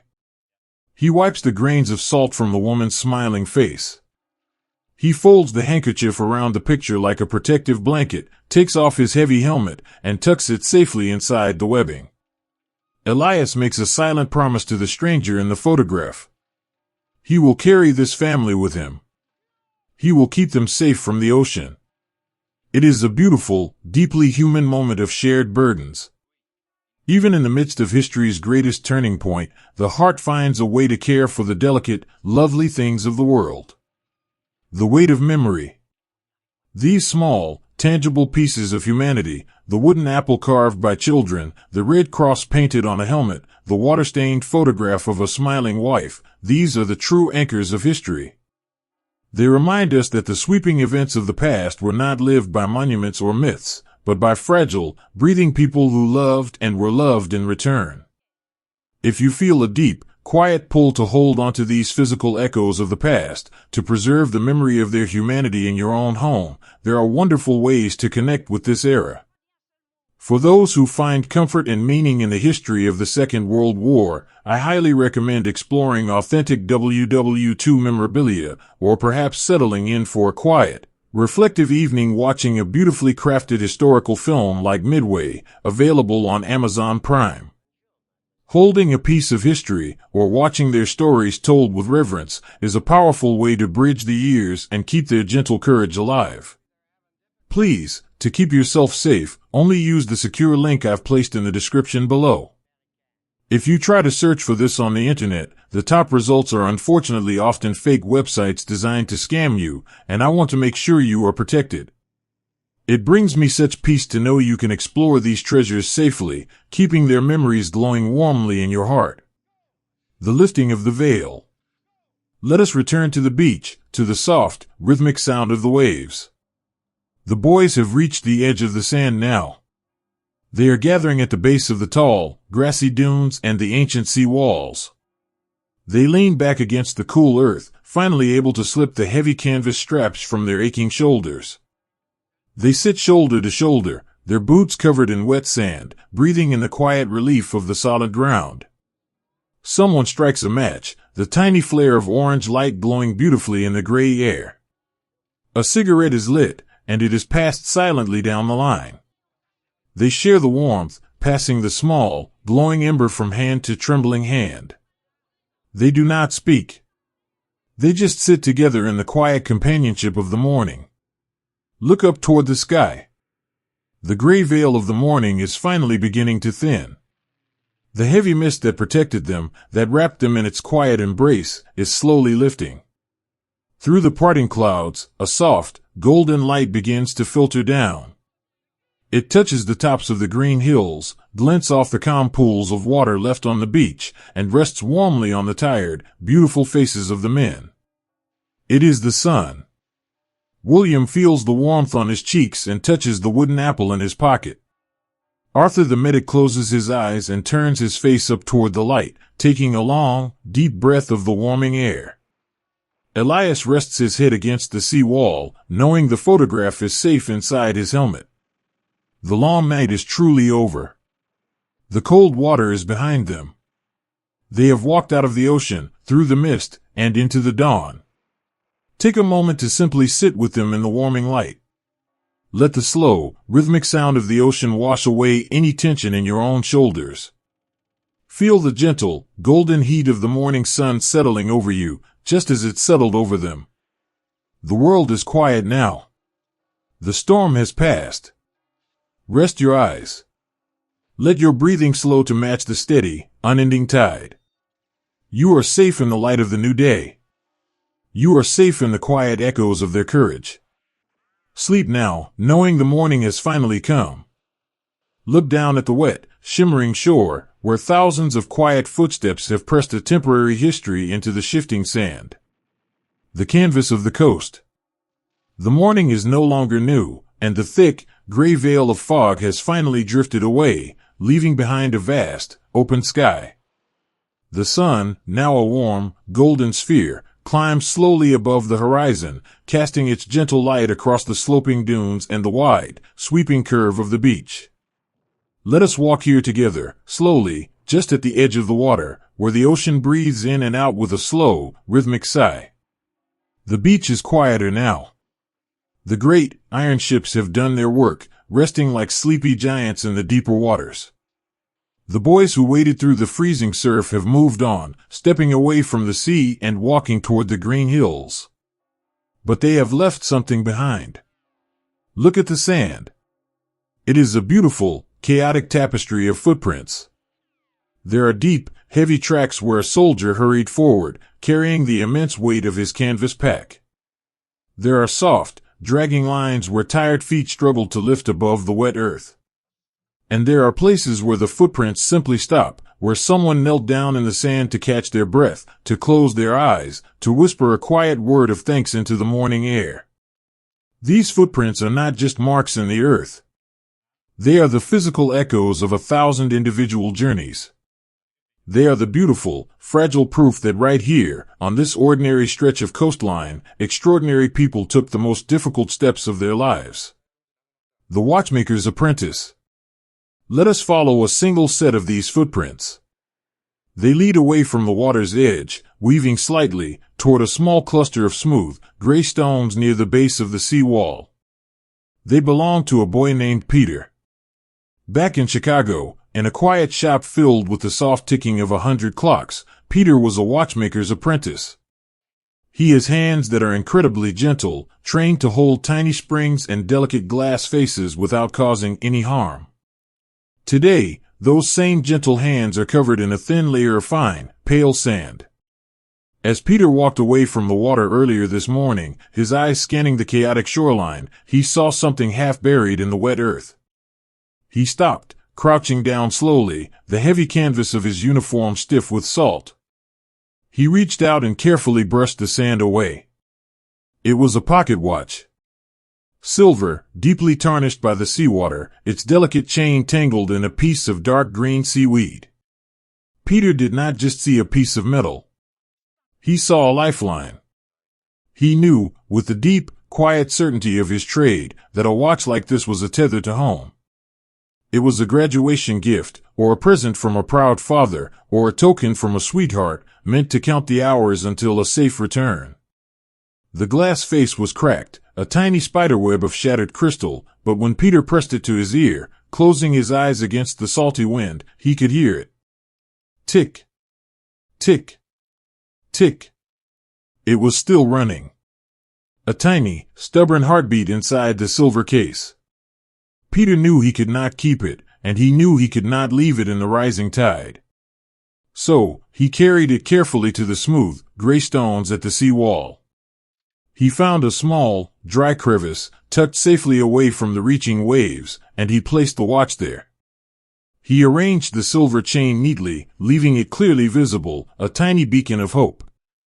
He offered a silent, deeply felt wish that the boy who dropped it would come back this way, and find his lost time waiting for him. It was a small, almost invisible act of profound care, a watchmaker's quiet blessing left on a foreign shore. The chaplain's burden. Further down the beach, where the footprints mingle and overlap like a great, woven rug, walks another solitary figure. He moves with a slow, deliberate grace, his head bowed, his hands clasped behind his back. It is Chaplain Miller. He does not carry the heavy gear of the other men. His burden is entirely different, invisible but incredibly heavy. He walks the beach to witness, to remember, and to honor the quiet moments left behind in the rush forward. The sand here is littered with discarded things. When the heavy canvas packs became too much to bear in the deep water, the boys had to let them go. The beach is a quiet museum of these left-behind treasures. A waterlogged book of poetry, its pages swollen and fused together. A spare pair of thick wool socks, knitted with love by a grandmother thousands of miles away. A tin cup, dented and dull in the sunlight. Chaplain Miller stops by a small, wooden crate that has washed ashore. Resting on top of it, weighted down by a small, white seashell, is a piece of paper.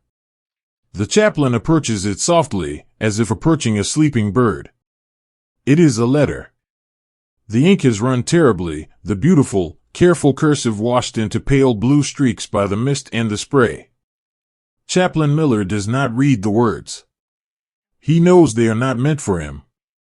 They are meant for a mother in Ohio, or a wife in London, or a sister in California.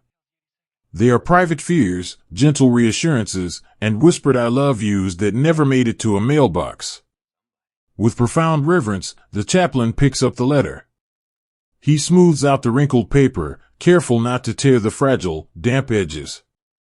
He folds it once, then twice, turning it into a small, neat square. He opens the breast pocket of his uniform, right over his heart, and tucks the letter safely inside. He will carry it with him. He will keep those unseen, unspoken words safe, honoring the beautiful, unfinished thought of a boy who had to leave it behind. Unseen echoes of the past. There is something deeply moving about these discarded items, these unseen footprints, and the quiet, hidden stories that the sand swallowed up that morning. The history we often read is polished and neat, but the true, breathing reality of this era is found in the raw, unfiltered moments that were left behind in the dust and the tide.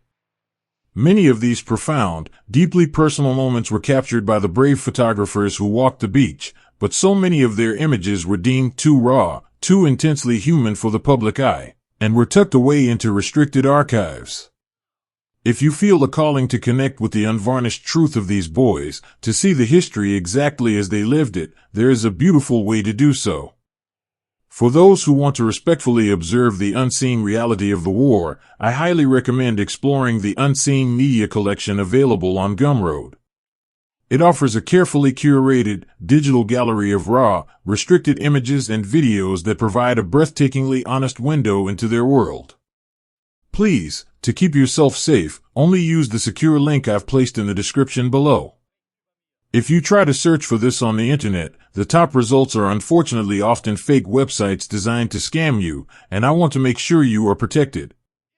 It is a profound privilege to be able to share these hidden pieces of history with you, safely and with the utmost respect for those who walk the sand. The path inland. Let us turn our backs to the water now, just as they did. Let us follow the footprints as they leave the wet, packed sand and begin to climb the soft, shifting dunes. The walking here is incredibly difficult. For every 2 steps forward, the dry sand pulls you 1 step back. The air is growing warmer, the sun baking the moisture out of the heavy wool uniforms. Here, halfway up a steep incline, we find 2 young men. One is Thomas, a tall, broad-shouldered farm boy from Iowa. The other is a boy named David, barely 18, from the crowded streets of Brooklyn. They had never met before they stepped onto the boat, but today, they are bound together by an invisible, unbreakable thread. David has twisted his ankle in the hidden rocks beneath the surf. He is sitting in the soft sand, his face pale, his breath coming in short, ragged gasps. He is looking down at his heavy leather boot, a look of profound, quiet defeat in his eyes. Thomas does not leave him. He stops, slipping his own heavy pack off his shoulders, and kneels beside the younger boy. "Take a minute, Davy," Thomas whispers, his voice low and steady. "Just breathe. The ocean ain't chasing us anymore." Thomas reaches to his belt and unclips his metal canteen. He unscrews the small, black cap and hands it to David. The water inside is warm, tasting faintly of tin and iodine, but to David, it is the sweetest thing he has ever tasted. He takes a slow, careful sip, closing his eyes as the water cools his parched throat. "You know what I'm going to do when I get back to Brooklyn?" David asks, his voice barely a whisper, his eyes still closed. "What's that?" Thomas asks, resting his large, calloused hand on David's shoulder. "I'm going to walk down to Mrs. Gable's bakery on the corner. I'm going to buy an entire cherry pie. The one with the thick, sugary crust. And I'm going to sit on my front stoop and eat the whole thing myself. Not going to share a single slice." Thomas laughs, a soft, rich sound that gets caught in the sea breeze. That sounds real good, Davy. My mom makes a peach cobbler that would make you weep. I'll save you a bowl when we get home.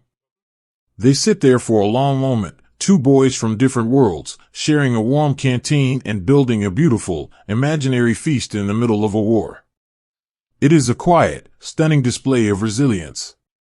They are using their dreams, their simple, ordinary loves, to push the heavy reality of the day away, just for a moment. When David is ready, Thomas stands up. He doesn't just help David to his feet. Thomas reaches down, grabs David's heavy canvas pack, and swings it over his own shoulder. He is now carrying the weight of two men, but he does not complain. He simply wraps his strong arm around David's waist, taking the weight off the injured ankle, and together they begin to climb the rest of the hill. One step, then another. Their boots slip in the sand, but they hold each other up. They lean on each other, moving slowly, carefully, upward and onward. They leave a strange, dragging set of footprints behind them, a beautiful, physical testament to brotherhood and the deep, quiet strength of human compassion. The erasing tide. Let us stand at the top of the dune now, where the sand finally gives way to the tough, green coastal grass. Turn around and look back at the beach one last time. From up here, the vast sweep of the shoreline looks peaceful. The golden sun dances on the gentle waves. And if you look closely at the water's edge, you can see the tide beginning to change. The ocean, which brought them here in the dark, is now slowly, patiently creeping back up the beach.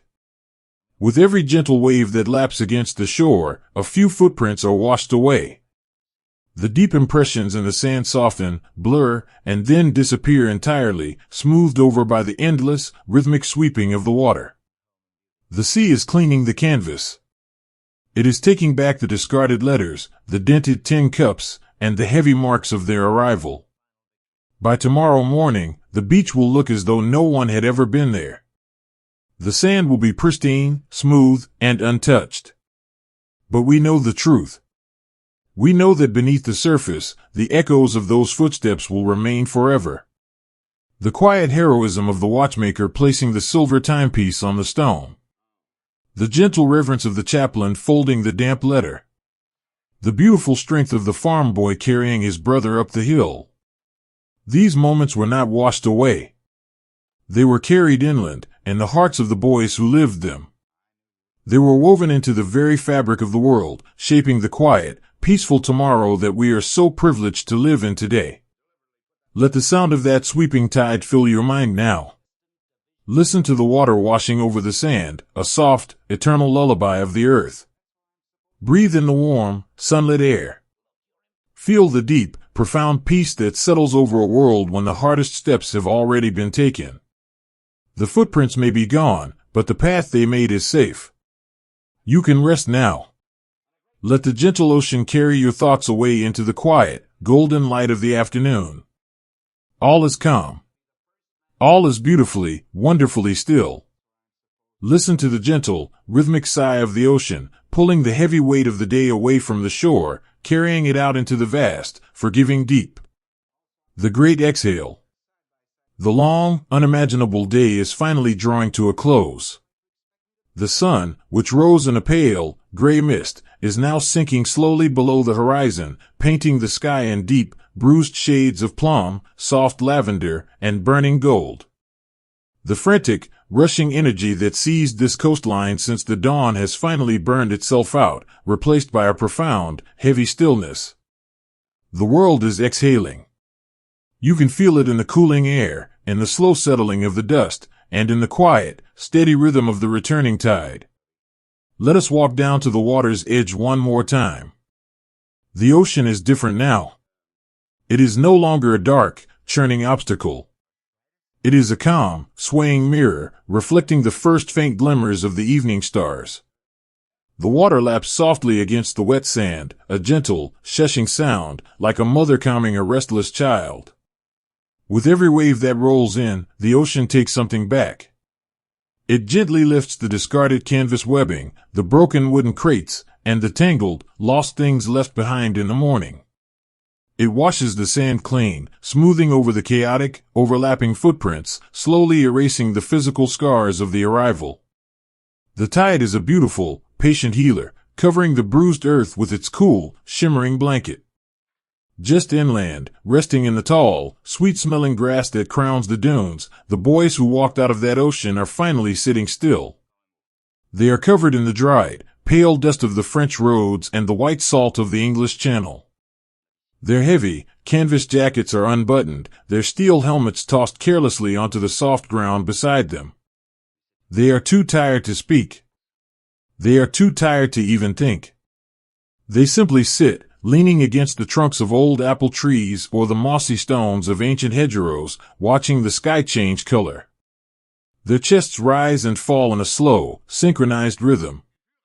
In this quiet, golden twilight, they are no longer an army. They are simply a collection of profoundly exhausted, deeply grateful human beings, suspended in the beautiful, fragile space between surviving the day and facing the tomorrow. 3 words in the dark. Come with me away from the dunes, just a little further inland, to a small, stone barn that smells of dry hay and old wood. The wooden doors are open, letting in the cool evening breeze. Sitting on an overturned wooden pail in the fading light is a young soldier named Robert. He is a quiet boy, the kind who always sat in the back of the classroom and always remembered his mother's birthday. His hands are terribly dirty, the fingernails caked with dark earth, and his knuckles are bruised. Resting on his knee is a small, slightly crumpled piece of paper. He holds a stub of a pencil, chewing slightly on the end of it, staring out the open barn doors at the darkening sky. He is writing a letter home. He does not know how to explain what he saw today. He does not know how to put the roaring wind, the cold water, or the blinding fear into words that make sense. So, he doesn't try. Instead, he presses the lead carefully into the paper and writes just 3 simple words. I am safe. He stares at those 3 words for a very long time. The pencil trembles slightly in his grip. I am safe. It feels like a miracle, a fragile, beautiful gift that he does not quite know how to hold. He writes that the sky here in France looks just like the sky over their porch back in Indiana. He writes that he is looking forward to the sweet tea she makes in the summertime. He fills the page with the soft, ordinary comforts of home, wrapping his mind around the familiar, trying to anchor himself back to the gentle world he left behind. When he is finished, he folds the paper carefully, his dirty fingers leaving faint, dusty smudges on the white creases. He tucks it into his breast pocket, right next to his heart, and leans his head back against the rough stone wall of the barn. He closes his eyes, listening to the crickets beginning their evening song, and lets the profound relief of those 3 written words wash over his tired soul. The rocking of the cradle. While Robert rests in the quiet barn, the very same tide that is smoothing the beaches is also carrying others gently away from the shore. Out on the darkening water, moving slowly and steadily back toward the white cliffs of England, are the hospital ships. They are painted white, with grand, red crosses glowing faintly in the twilight. Inside the bellies of these ships, it is warm. The air smells cleanly of iodine, crisp cotton sheets, and hot soup. Let us walk softly through the narrow aisles of one of these floating wards. The ship pitches very gently, a slow, rocking motion that mimics a cradle. It is a deeply soothing rhythm. A nurse named Eleanor walks quietly between the rows of cots. Her white uniform is pristine, her hair pinned up neatly, but her eyes carry the deep, heavy compassion of someone who has seen too much pain. She carries a small enamel basin of warm water and a soft, white cloth. She stops beside a cot where a very young boy is lying perfectly still. His eyes are closed, but his breathing is shallow and fast, like a frightened bird. His hands are clutching the edge of the woolen blanket so tightly his knuckles are white.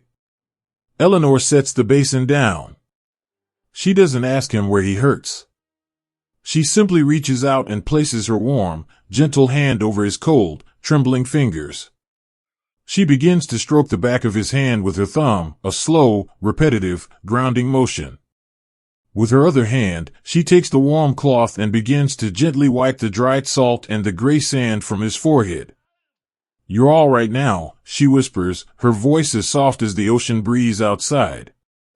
"The tide is taking you home. You just rest. I am right here." She hums a low, sweet melody, an old folk song that seems to vibrate softly in the warm air of the cabin. Slowly, the boy's grip on the blanket begins to loosen. His breathing deepens, slowing down to match the gentle, rocking rhythm of the ship. Eleanor stays with him, holding his hand, a quiet guardian in the floating night, ensuring that his journey back across the water is filled with nothing but tenderness and peace. Gathering the echoes. It is a profound and delicate task to gather these moments. Finding the crumpled letters written in dark barns, uncovering the quiet songs hummed by nurses on rolling ships, and piecing together the gentle, human heartbeat of this massive history takes a great deal of time and care. It is a labor of love, a dedication to ensuring that the soft, whispered stories of resilience and kindness are never drowned out by the loud machinery of the past. If you find comfort in these soft echoes, and if you would like to support the many hours it takes to gently bring these personal stories back to life, I would be so incredibly grateful if you might consider leaving a small tip, even just $1, on my Ko-Fi page.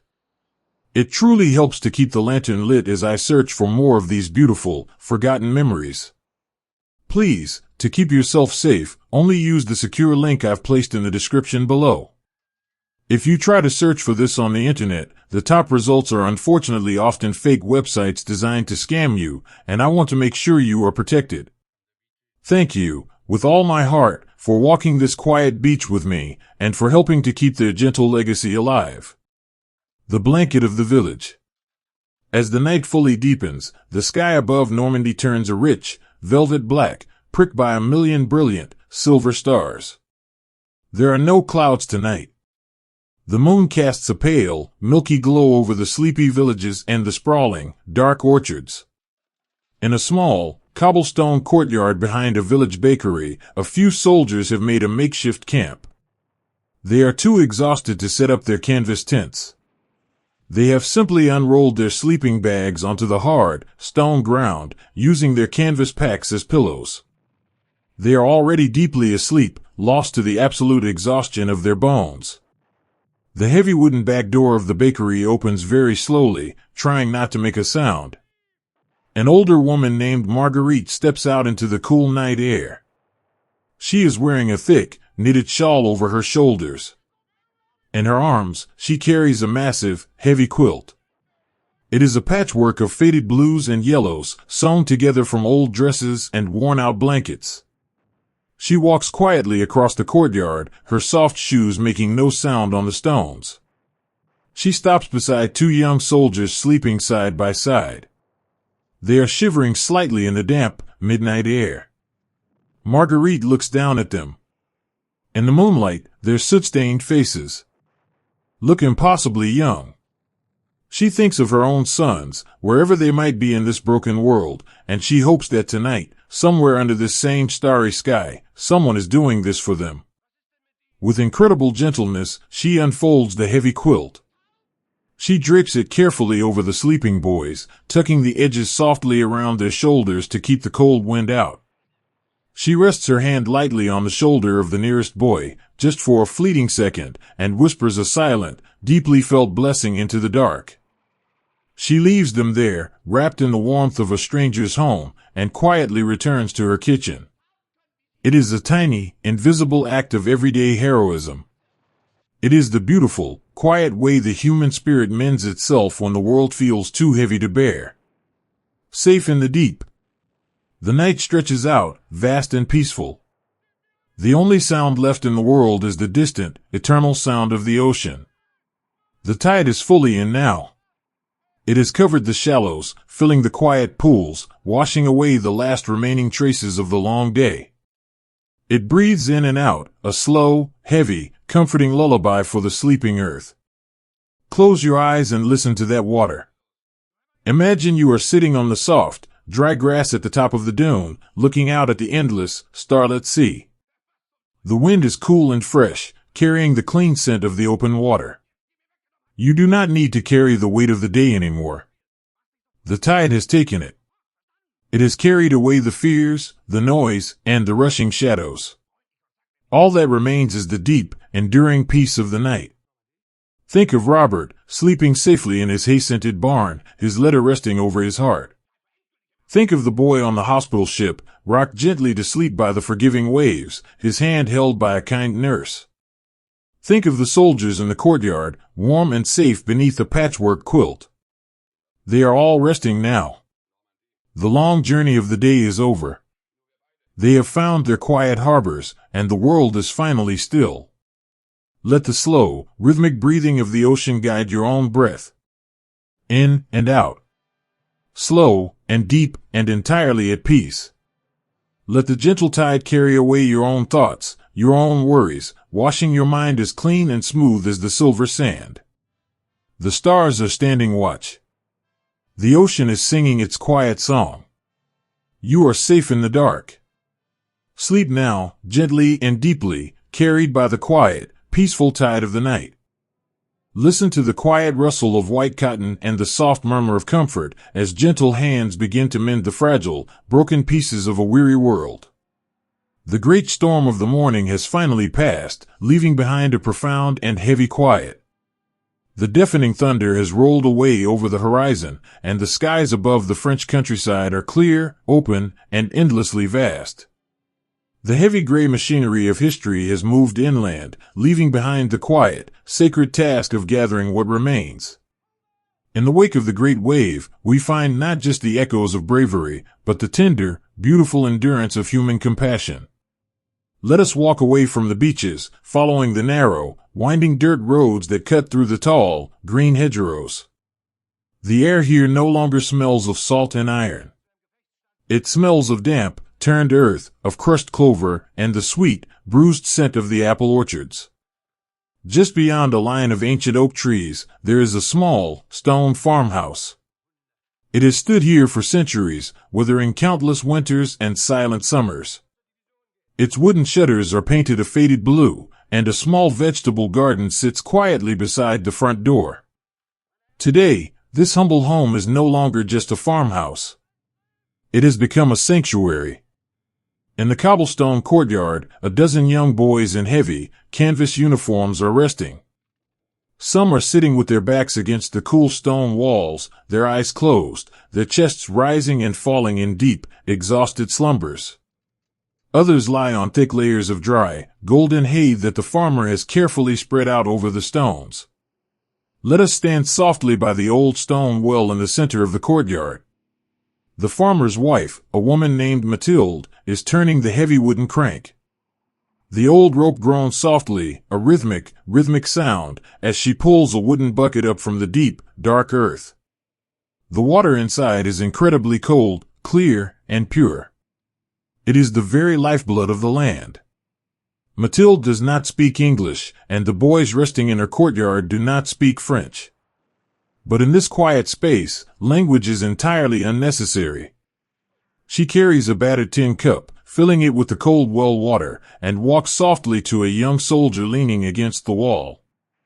He is covered in the pale dust of the road, his face weary and drawn. Mathilde kneels beside him. She does not hand him the cup. His hands are trembling too much. Instead, she supports the back of his neck with her warm, calloused palm, and gently guides the rim of the cup to his dry lips. The boy drinks slowly. The cold water is a sudden, beautiful shock, washing away the dust and the fear of the long day. A few drops spill down his chin, catching the golden light of the late afternoon. When he finishes, he opens his eyes and looks at her. He sees the deep, tired lines around her eyes, and the profound, motherly sorrow in her gaze.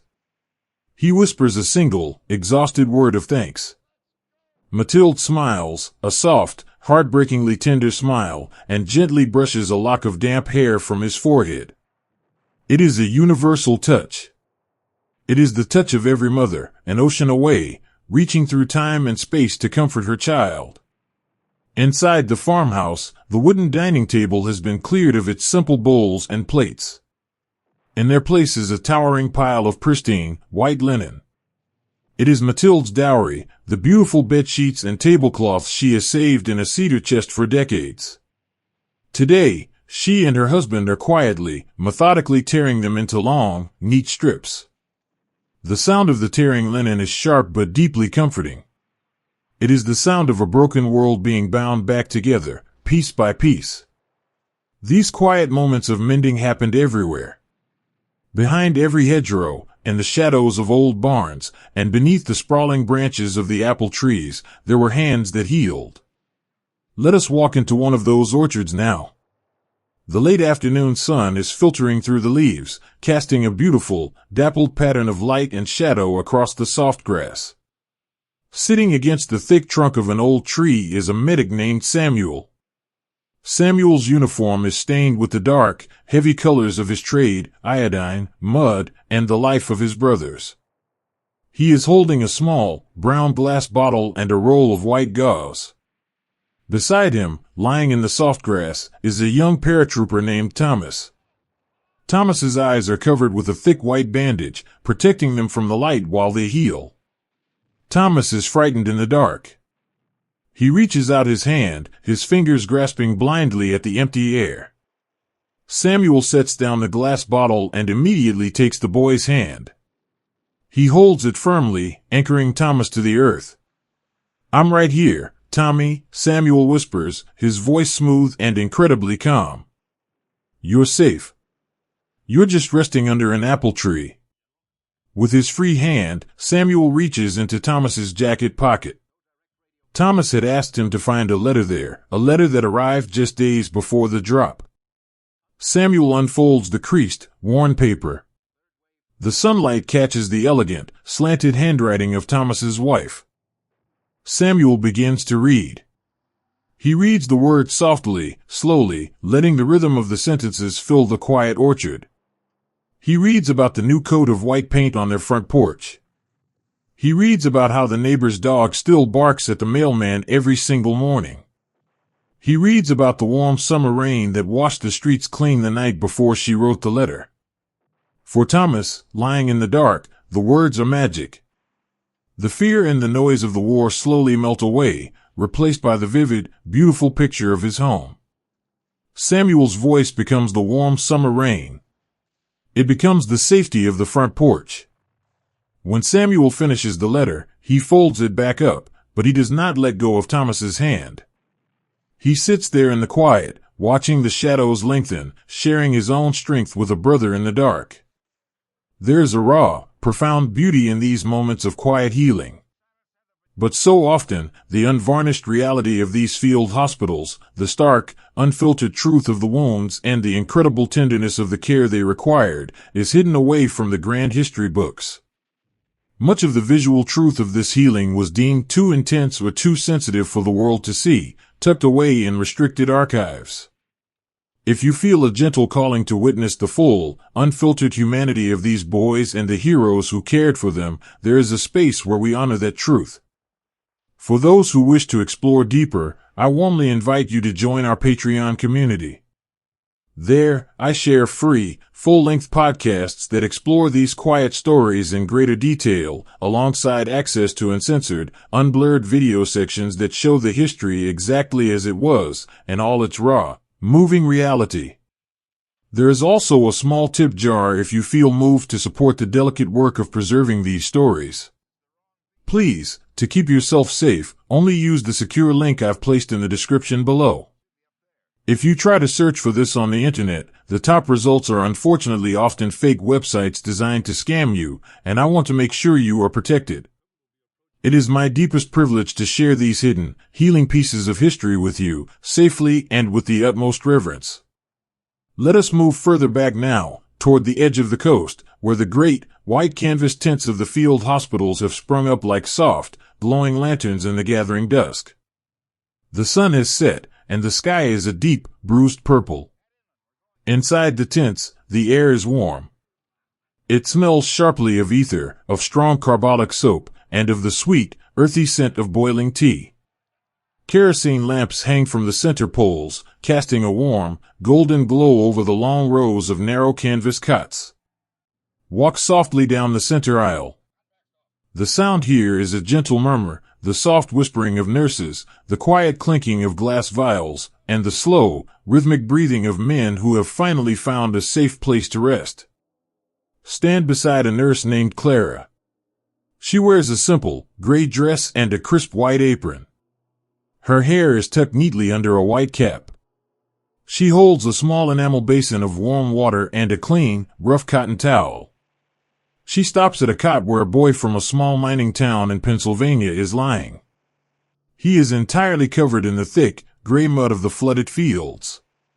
He is so exhausted that he cannot even lift his arms to clean himself. Clara does not see a broken soldier.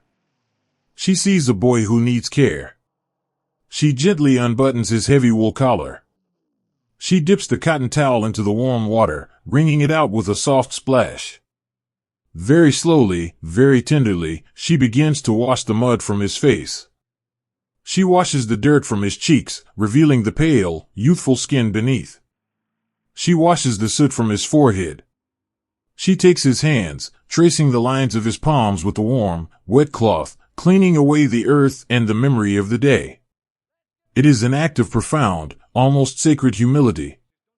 She is restoring his dignity, washing away the war, and returning him to himself. The boy opens his tired eyes. He looks up at Clara, at the soft, golden light framing her face. "Did I do okay?" he whispers, his voice trembling like a dry leaf in the wind. "Did I do my part?" Clara pauses. She places her warm, damp hand softly against his clean cheek. She looks deeply into his eyes, ensuring he feels the absolute truth of her words. "You did beautifully," she whispers back, a warm smile touching her lips. "You were the bravest of them all. You can rest now. The hard part is over. I will keep watch." The boy lets out a long, shuddering sigh. His eyes drift closed, the tension finally leaving his shoulders as he sinks deeply into the warm, clean sleep he has earned.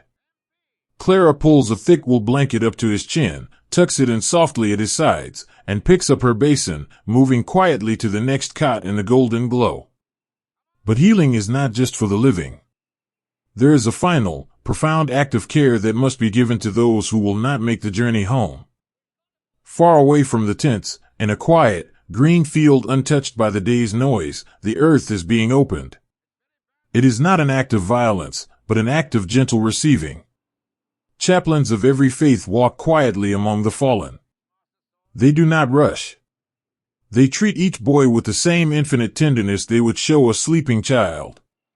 They kneel in the soft grass, their heads bowed, whispering ancient prayers into the cool evening breeze. They search the deep pockets of the heavy uniforms, gently retrieving the small, precious treasures hidden within. The water-stained letters. The silver lockets. The worn photographs of smiling girls. They gather these fragile pieces of a life, placing them carefully into small, canvas pouches, ensuring that the love these boys carried will eventually find its way back to the hands that wait for them. When the time comes, they wrap the boys gently in clean, white canvas or heavy olive wool. They lay them softly into the earth. It is as if the broken earth herself is reaching up to embrace them, taking them back into her quiet, protective arms. The chaplains stand over the fresh soil. They read from worn, leather-bound books by the light of small, flickering lanterns. They speak of green pastures, of still waters, and of a peace that passes all understanding. Their voices are low, a soothing vibration in the dark, laying the boys to a permanent, beautiful rest. And though the earth here is scarred tonight, it will not remain so. The healing hands of the world are already at work. The warm rain will come, washing the soil clean. The sun will rise, drawing new life from the depths. In time, the soft, green grass will grow tall over these fields again. The bright, red poppies will bloom, nodding gently in the sea breeze. The land will mend itself, covering the wounds of the past with a beautiful, silent tapestry of life and color. Let the image of those quiet, white tents fill your mind now. Think of the warm, golden light of the kerosene lamps pushing back the dark. Think of the soft, clean cotton, the cool water from the stone well, and the gentle, tireless hands that bound the world back together. You are in that warm, golden light now. The storm has passed. The loud noises of the day have faded away into nothing.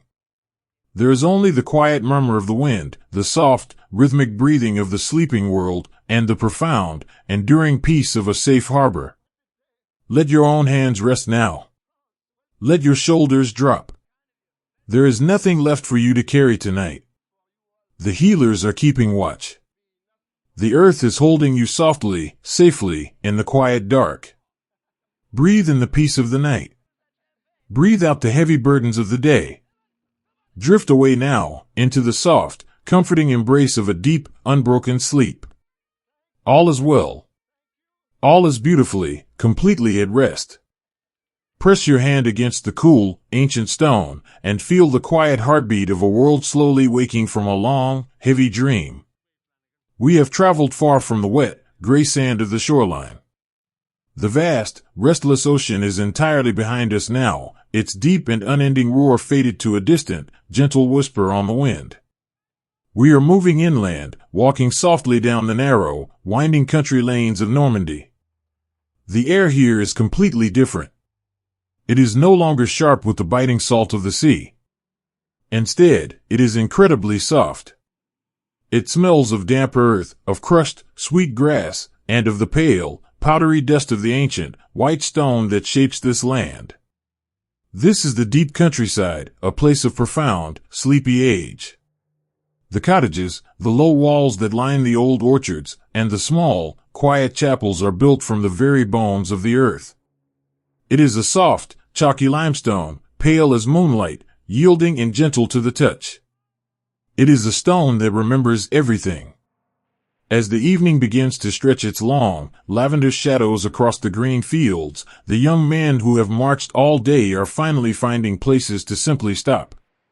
They are discovering quiet corners in the ruins of old barns, and the sheltered archways of village churches, and along the low, crumbling walls of the country roads. Let us sit quietly in the ruins of one of these small stone chapels. The heavy oak roof has long since given way to the open sky, and the first pale stars of the evening are beginning to prick through the deepening blue. Sitting on a pile of fallen, moss-covered stones is a young soldier named Arthur. Arthur is from a quiet, leafy suburb in Connecticut, where the most frightening sound was the rumble of the evening train. Today, he has seen the very edges of the world. He is profoundly, unimaginably exhausted. He has taken off his heavy canvas pack, and his steel helmet rests upside down in the soft grass beside his boots. But Arthur is not sleeping. He is leaning closely against the only wall of the chapel that remains standing. The wall is made of that soft, white chalk stone. Arthur reaches into the deep pocket of his wool trousers and pulls out a small, folding pocket knife. He does not open the blade to carve a boastful victory or to mark a grand unit designation. He opens the blade to do something incredibly delicate, something deeply, profoundly human. With slow, careful movements, Arthur begins to scrape the point of the knife against the soft, yielding stone. The sound is a gentle, rhythmic scratching, a quiet, soothing noise in the stillness of the evening. Tiny, powdery flakes of white chalk fall softly onto his lap, looking just like the first, gentle snow of winter. Arthur is carving a name. Eleanor. It is the name of his wife. He traces the curves of the letters with the utmost care, his dirty, calloused hands suddenly remembering a profound gentleness. When he finishes the name, he carefully carves a small, simple heart right beside it. He closes the knife and puts it away. Then, Arthur reaches out and presses his bare fingertips into the carved letters. He closes his eyes. The stone is cool, but beneath his fingers, it feels like a tether. The fine, white chalk dust coats his fingertips, a soft, powdery connection to the earth of this strange land. He rubs the dust between his thumb and his forefinger. In this quiet, devastated chapel, he has built a tiny, perfect monument to love. He has left a whisper of his heart on the wall, a promise that he is still here, that he is still Arthur, and that his love has survived the crossing of the dark water. This quiet need to leave a mark, to reach out and touch the soft stone, is happening all across the countryside as the night falls. In a narrow, cobblestone alleyway in a nearby village, a young paratrooper named Thomas is sitting on the curb. He is eating a piece of dry, hard biscuit from his rations, his back resting against the pristine, whitewashed wall of a small bakery. The fighting passed through this village hours ago, leaving behind a heavy, stunned silence. From a heavy, wooden door just a few feet away, a tiny face peers out into the twilight. It is a little girl, perhaps no more than 6 years old, wearing a faded blue dress. Her dark hair is tangled, and her eyes are wide with a mixture of fear and profound curiosity. Thomas stops chewing. He doesn't move suddenly. He simply offers her a soft, incredibly weary smile. He reaches into his webbing, bypassing the heavy, terrifying tools of his trade, and pulls out a single, wrapped piece of butterscotch candy.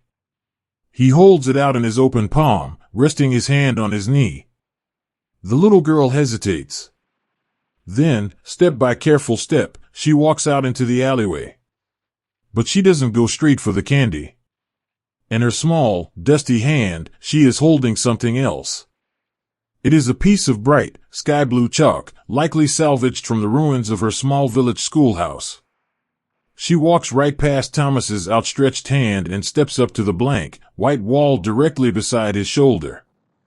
With serious, concentrated movements, she presses the blue chalk to the soft stone and begins to draw. It is a clumsy, beautiful drawing of a flower. It has uneven petals and a crooked stem, but in the dimming light of the alleyway, it is the most magnificent thing Thomas has ever seen. When she finishes, she turns to him.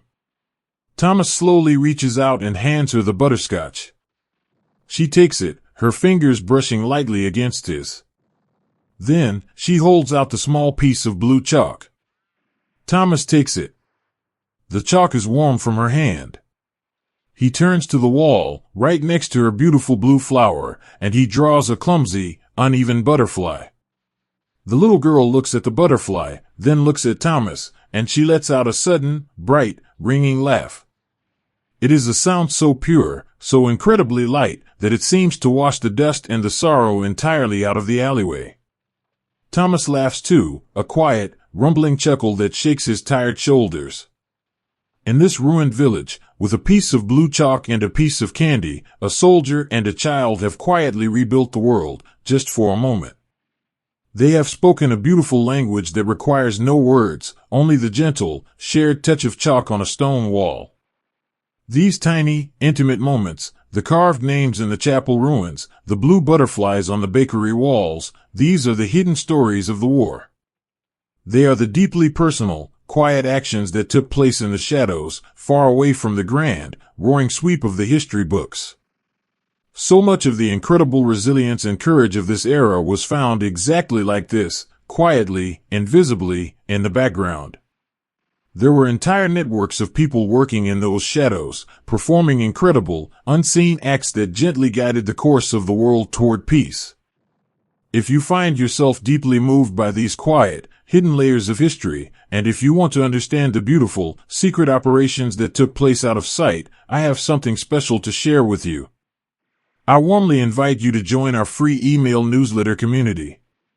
When you do, I will send you a complimentary copy of our ebook, The Shadow War, 5 Top Secret Operations That Shaped World War II, along with weekly, soothing deep dives into these forgotten stories.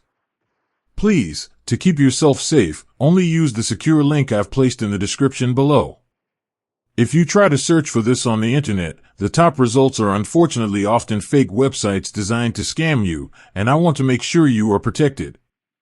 It is my greatest joy to share these hidden, peaceful corners of history with you, safely and warmly. Let us return now to the gathering dark, moving slowly beneath the earth. Beneath an old, grand farmhouse surrounded by leaning apple trees, there is a deep, sprawling cellar. The walls here are not made of brick or wood, they are carved directly into the deep, chalky bedrock of Normandy. The stone is incredibly pale, reflecting the dim, amber glow of a single, small kerosene lamp that sits on a wooden crate. Sitting in the corner of this cellar, surrounded by the pale stone, is a young radio operator named Henry. He is wearing heavy, leather headphones, pressing them tightly to his ears. In front of him rests his radio set, a heavy, metal box covered in dials and glowing, warm vacuum tubes. Henry's right hand is resting on the telegraph key. It is a small, black lever that he presses with his fingertips. Tap, tap, tap. The sound is sharp but rhythmic, echoing softly against the white chalk walls of the cellar. He is not transmitting orders or grand battle plans tonight. He is sending a message for a friend who is sleeping heavily on the cellar floor a few feet away. The message is simple, tapping out across the invisible radio waves, reaching up through the chalky earth, rising into the starry night sky, and traveling thousands of miles across the dark ocean. We are across. We are safe.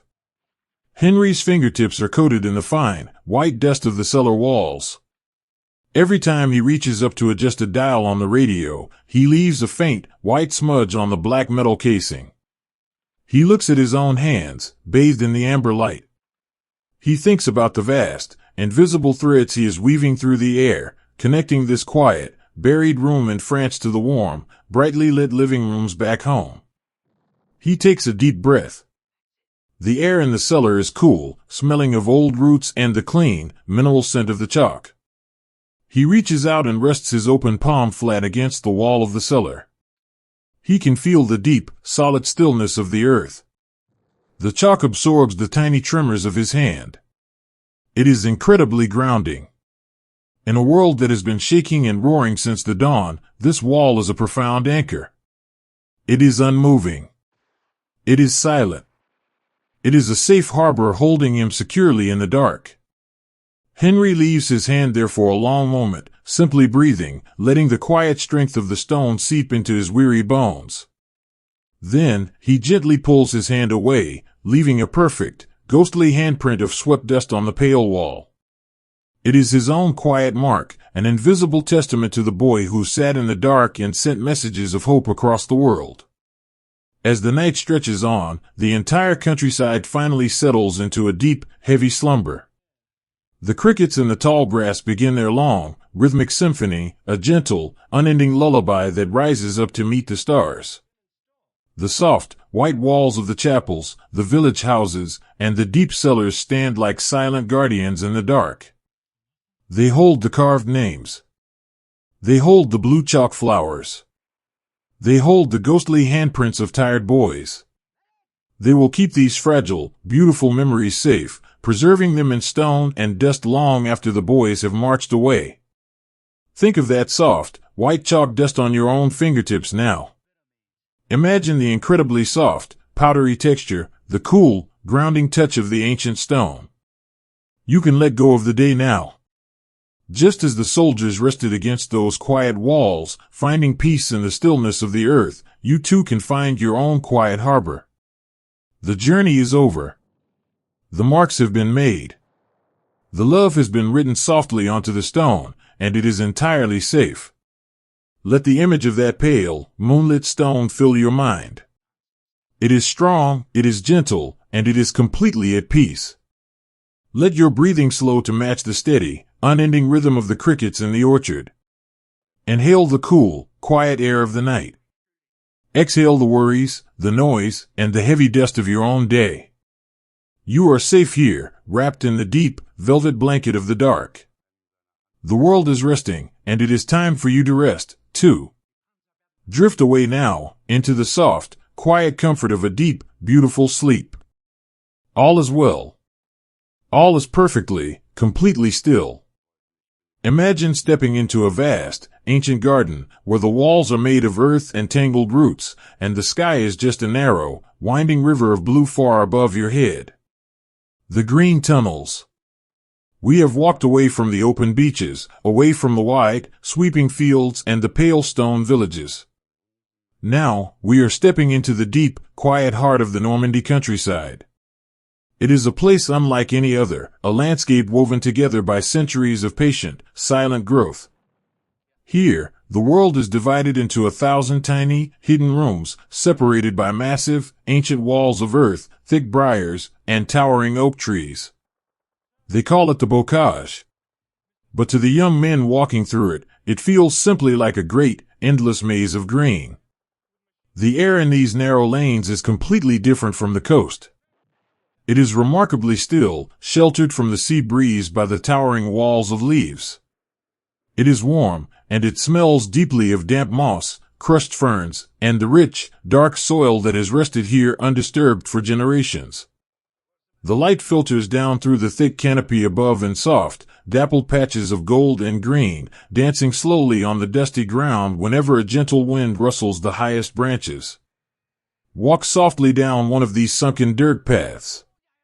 The banks on either side of you rise up higher than a man can reach, a tangled, impenetrable weave of hawthorn and ivy. It is a profoundly quiet place. The heavy leaves absorb the sounds of the world, creating a hushed, insulated cocoon. If you listen closely, you hear only the lazy, rhythmic buzzing of honeybees and the wildflowers, and the soft, crunching sound of canvas boots walking slowly over dry twigs. The taste of summer. In this strange, claustrophobic world, the boys from the wide-open plains of the American Midwest and the sprawling, flat farmlands of the heartland find themselves walking through narrow green tunnels. It is an alien landscape, a place that makes them feel impossibly small. Yet, even in this foreign maze, the earth offers up tiny, unexpected miracles of comfort. Let us sit beside a young soldier named Samuel. He is from a town in Kansas where you can see the horizon stretching out in a perfectly flat, unbroken line for miles in every direction. The towering hedgerows make him feel a little restless, a little closed in. He leans his back against the cool, damp earth of the ancient bank, taking off his heavy steel helmet to let the warm air dry the sweat on his forehead. As he rests there, his hand brushes against something small and soft hidden among the thorny leaves right beside his shoulder. He turns his head. There, tucked away in the shadows, is a cluster of wild blackberries.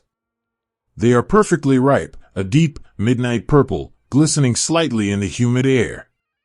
Samuel reaches out, his fingers careful to avoid the sharp thorns, and plucks a single berry. He places it on his tongue. The burst of sweetness is absolute and sudden. It is the pure, unfiltered taste of summer. In an instant, the heavy green maze of Normandy melts away. Samuel closes his eyes, and suddenly, he is 10 years old again, carrying a dented tin pail down a dusty country road back home, his fingers stained purple, the late August sun warming his back. He smiles, a quiet, genuine smile that reaches all the way to his tired eyes. He reaches out and picks a handful of the berries, carefully cradling them in the palm of his hand. He leans over and nudges the boy sitting next to him, a quiet kid from the crowded streets of New York City who has never picked a piece of fruit off a bush in his life. Samuel simply holds out his hand. The city boy takes a blackberry, tastes it, and his eyes go wide with surprise. For the next 10 minutes, they do not think about the war. They do not think about the vast ocean they crossed. They simply sit in the dappled sunlight, sharing a handful of wild berries, finding a beautiful, fleeting moment of pure boyhood hidden within the ancient thorns. The language of the soil. Further down the winding, sunken lane, the path widens slightly into a small, grassy clearing surrounded entirely by the towering green walls. It feels like a secret courtyard, completely hidden from the rest of the world. Here, a soldier named Elias is kneeling on the soft ground. He is not resting against the wall, he is actively studying it. Elias grew up on a farm in Ohio. He knows the language of the earth better than he knows how to read a book. He reaches out and digs his bare fingers into the side of the earthen hedgerow, pulling away a small clump of the dark brown dirt. He crumbles it slowly between his thumb and forefinger, bringing it up to his nose to breathe in the deep, mineral scent. He marvels at it. This isn't just dirt, it is a profound testament to time. He realizes that this wall wasn't built in a day or a year. It was built over centuries, layer upon layer, root upon root, by generations of farmers just like his own grandfather. Elias pulls a small, slightly damp notebook from his breast pocket and a short, wooden pencil.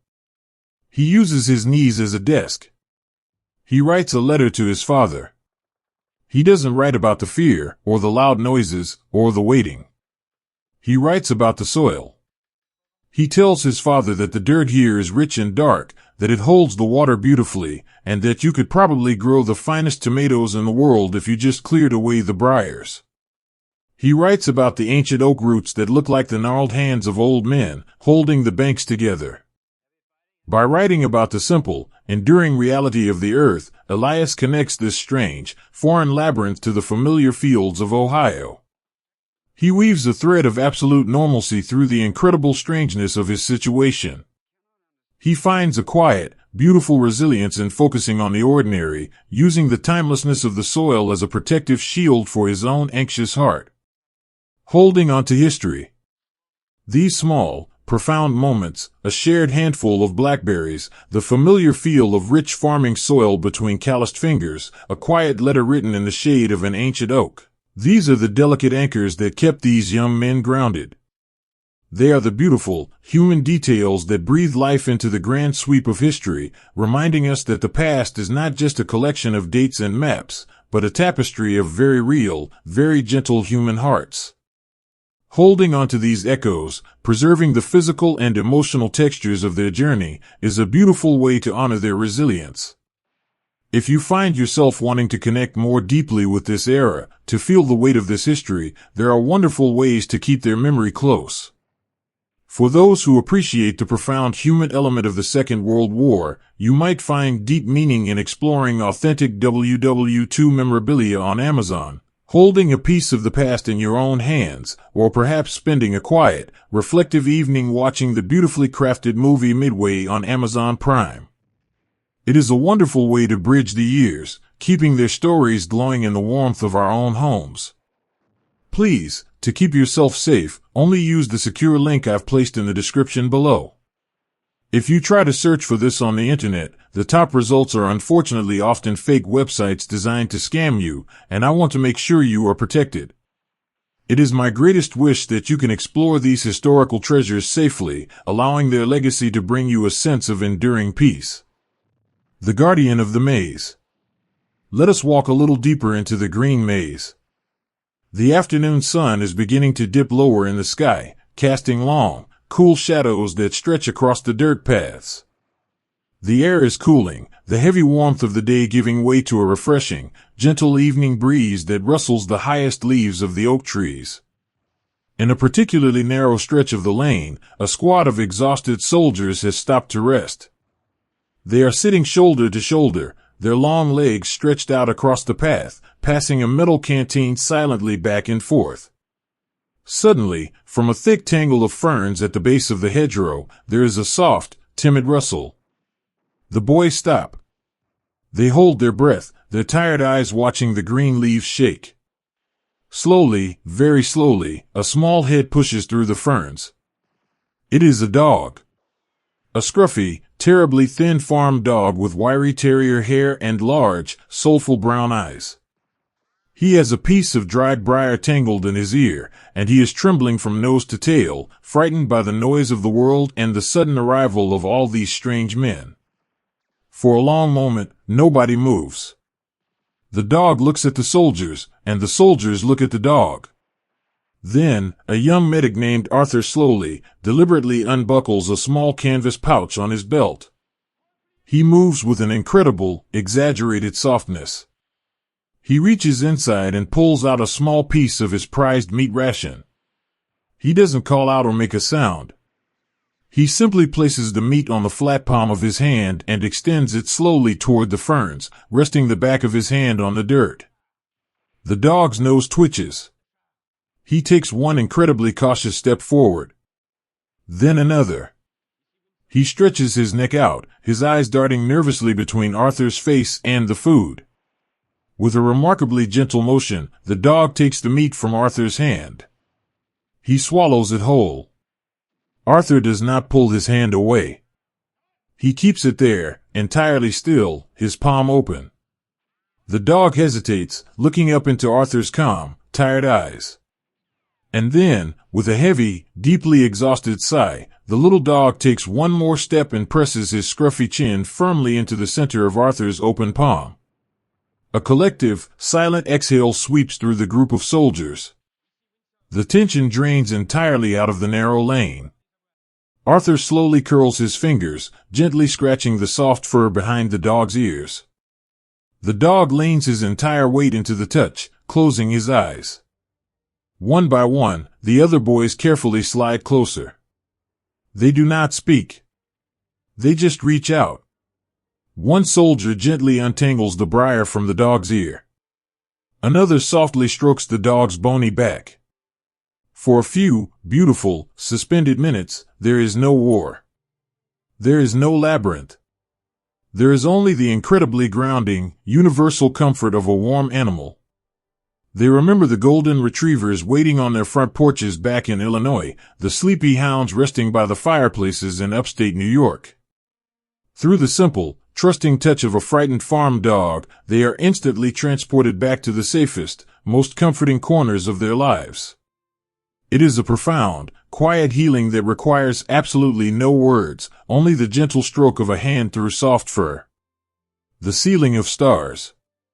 As the day finally surrenders to the night, the green tunnels of the bocage undergo a beautiful transformation. The high walls of earth and leaves, which felt so imposing in the daylight, suddenly become protective, dark silhouettes. They block out the wind, wrapping the sunken lanes in a warm, insulated stillness. The sky above the lane is no longer a bright blue river. It is a deep, velvety ribbon of black, dusted with incredibly bright, silver stars.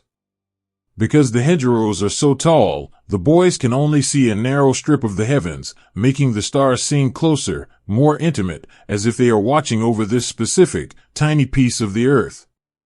The soldiers do not pitch tents tonight. The ground here is soft, covered in decades of fallen leaves and thick, green moss. They simply lay their wool blankets out over the soft earth, resting their heads on their heavy canvas packs. They huddle close together, sharing the warmth of their bodies in the cooling night air. The little terrier farm dog has not left. He is curled into a tight, warm ball right in the center of the sleeping men, tucked securely against Arthur's side, his chest rising and falling in a deep, peaceful sleep. The silence of the night in the maze is absolute. It is the kind of quiet you can almost feel pressing against your skin. It is only broken by the soft, rhythmic sound of the men breathing and the occasional, gentle rustle of a mouse moving through the dry leaves. Listen to the rustle of those leaves. Imagine the soft, yielding moss beneath you. Feel the incredible safety of those high, earthen walls, standing like silent guardians, keeping the vast, noisy world entirely at bay. A young boy, lying on his back and staring straight up at the ribbon of stars, begins to hum. It is a slow, meandering tune, soft and incredibly soothing. It is a song his grandmother used to play on an old, upright piano in the parlor. The melody drifts up from the dirt path, tangling beautifully in the oak branches, rising up to meet the silver light of the stars. It is a lullaby for the labyrinth. Let that soft, humming melody wrap around you now. Breathe in the cool, clean scent of the earth and the resting trees. The maze is not a place of fear tonight, it is a cradle. It is a quiet, sheltered harbor where the heart can finally rest, perfectly hidden from the storms of the world. There is nothing left to carry today. The blackberries have been tasted, the letters have been written, and the small, gentle comforts of the earth have done their quiet work. You are safe here, in the shadows of the ancient trees. Let your thoughts slow down, moving as gently as a leaf falling softly through the dark. Rest your eyes. Let the beautiful, quiet peace of the green tunnel hold you securely until the morning light. All is well. Sleep now, deeply and completely, in the gentle embrace of the earth. Imagine the profound, echoing silence of a quiet hallway, where the heaviest, loudest sound in the entire world is a telephone that has not yet begun to ring. We have spent so much time on the damp, gray beaches, and the roaring skies, and beneath the towering, green walls of the Normandy hedgerows. We have walked alongside the boys who carried the weight of the world in their canvas packs. But there is another shore to this history.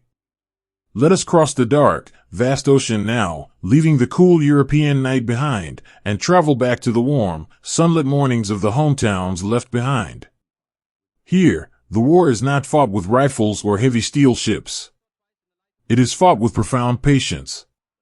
It is a quiet, agonizing battle of waiting, fought in the peaceful kitchens, the softly lit living rooms, and on the wooden front porches of 1,000 sleepy neighborhoods. Let us step into one of these homes. It is early morning in Ohio. The sunlight is streaming softly through white lace curtains, casting delicate, intricate shadows across a checkerboard linoleum floor. The house smells of roasted coffee, warm oats, and the faint, sweet scent of lemon floor wax. It is a perfectly ordinary, beautiful morning. Standing by the porcelain sink is a mother named Martha. Her hands are submerged in warm, soapy water, gently washing the breakfast teacups. A small, wooden radio sits on the counter, humming softly. Suddenly, the light, swinging jazz music fades away, replaced by the crackle of static and the firm, solemn voice of a news broadcaster. The invasion has begun. The boys are on the beaches. Martha's hands freeze in the warm water. She does not gasp. She does not cry out. She simply closes her eyes, a single, crystal drop of water falling from her fingertips back into the basin. The world outside her window, the green elm trees, the neighbor's sleeping dog, the milkman making his quiet rounds, suddenly feels incredibly distant, as if she is watching it from behind a thick pane of glass. She slowly dries her hands on a cotton towel. She turns her gaze to the hallway. There, mounted to the wall, is a heavy, black, Bakelite telephone. It is just a piece of plastic and wire, but today, it is the center of her universe. It holds the power to bring the most beautiful relief or the most shattering sorrow. To simply look at it, to share a house with its quiet, heavy presence, requires an invisible, breathtaking courage. Martha walks into the hallway. She doesn't touch the phone. She simply pulls a small, wooden chair from the dining room and sits down across from it. She folds her hands in her lap, watching the sunlight slowly crawl across the floorboards. She is holding her breath for her son, sending every ounce of a mother's fierce, quiet love across the sea. Down the street from Martha's quiet house, in a brick building on the corner of the town square, sits the local telephone exchange. The room is dim, lit by the soft, golden glow of hundreds of tiny, blinking lights on a massive switchboard. It looks like a wall of fireflies caught in a beautifully organized web. The air hums with the low, continuous vibration of voices and the rhythmic click and clack of brass plugs being pushed into metal sockets. Here, a young woman named Eleanor sits on a tall wooden stool. She wears a heavy headset, the black earpiece pressing softly against her curled hair. Her hands move with the fluid, practiced grace of a pianist, weaving a tapestry of invisible threads, connecting voices across states, across oceans, across the deepest fears of the human heart. Today, the voices in her ear are different. They are tight. They are trembling. They are the voices of wives calling their mothers, of fathers calling the War Department, holding desperately to the fragile lines of communication. Eleanor handles each brass plug as if it were made of delicate glass. When an older gentleman calls, his voice breaking as he asks if there is any news from the telegraph office, Eleanor does not just offer standard, polite replies. She softens her tone, speaking to him in a warm, gentle whisper. "I am checking right now, Mr. Henderson," she says, her voice a soothing balm in the wire. "There is nothing yet. But no news is often good news on a day like today. You just keep the kettle on." She cannot give them the answers they so desperately need, but she gives them her kindness. She gives them a moment of profound, human connection in the dark. She sits in her wooden chair, surrounded by the blinking golden lights, a quiet guardian holding the tangled, anxious heart of her town in her delicate hands. There is a raw, unpolished reality to this waiting that the grand history books often smooth over. The profound tension in the faces of the mothers, the quiet tears shed by the switchboard operators, and the stark, unfiltered truth of the war they were all waiting to hear about. So much of the incredible, visual truth of this era, the raw, candid photographs of the home front and the restricted, moving images of the reality across the ocean, have been tucked away, deemed too intense or too deeply personal for public platforms. If you feel a quiet calling to witness this history exactly as it was, to look into the unfiltered faces of the past and hold their stories with deep reverence, there is a beautiful, safe way to do so. For those who wish to connect deeply with the authentic, unseen visual history of the war, I highly recommend exploring the Unseen Media Collection available on Gumroad. It offers carefully curated, raw digital imagery and video that provides a moving, honest window into their world. Please, to keep yourself safe, only use the secure link I've placed in the description below. If you try to search for this on the internet, the top results are unfortunately often fake websites designed to scam you, and I want to make sure you are protected. It brings me such peace to share these hidden, profound pieces of history with you safely. Let us step back out onto the quiet streets of the hometown. The afternoon is stretching on, the shadows of the oak trees growing long and cool across the green lawns. Riding down the center of the road, the only sound the soft ticking of his bicycle chain, is a 16-year-old boy named Thomas. Thomas wears a crisp, tailored uniform and a peaked cap. Over his shoulder hangs a heavy, brown leather satchel. He is a telegraph messenger. In ordinary times, his satchel carried news of births, of weddings, of sudden windfalls. But today, the leather bag feels incredibly, impossibly heavy. Thomas knows what the yellow envelopes mean. He knows that when he walks up to a front door and presses the doorbell, time will stop for the person on the other side. It is a terrible, sacred burden placed upon such very young shoulders. He turns his bicycle onto a quiet, tree-lined street and slows to a stop in front of a small, white house with a porch swing.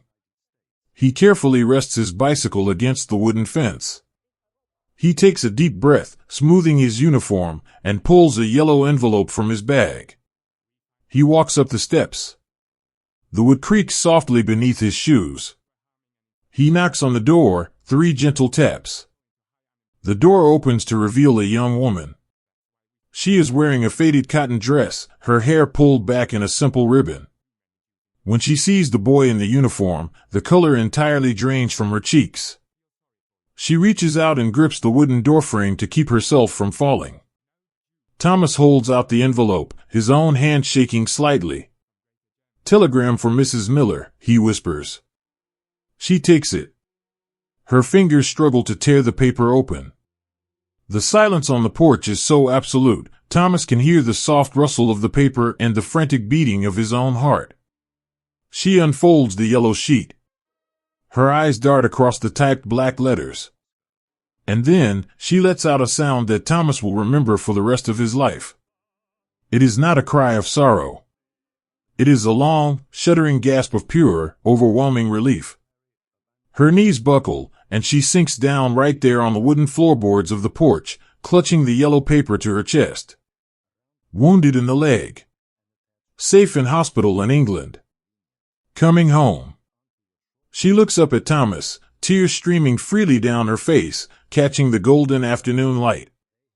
She smiles, a radiant, broken, beautiful smile. "He's coming home," she whispers. Thomas feels the heavy, invisible weight lift from his own shoulders. He smiles back, a wide, genuine, boyish grin. He tips his cap. "I'm real glad, ma'am. I'm real glad."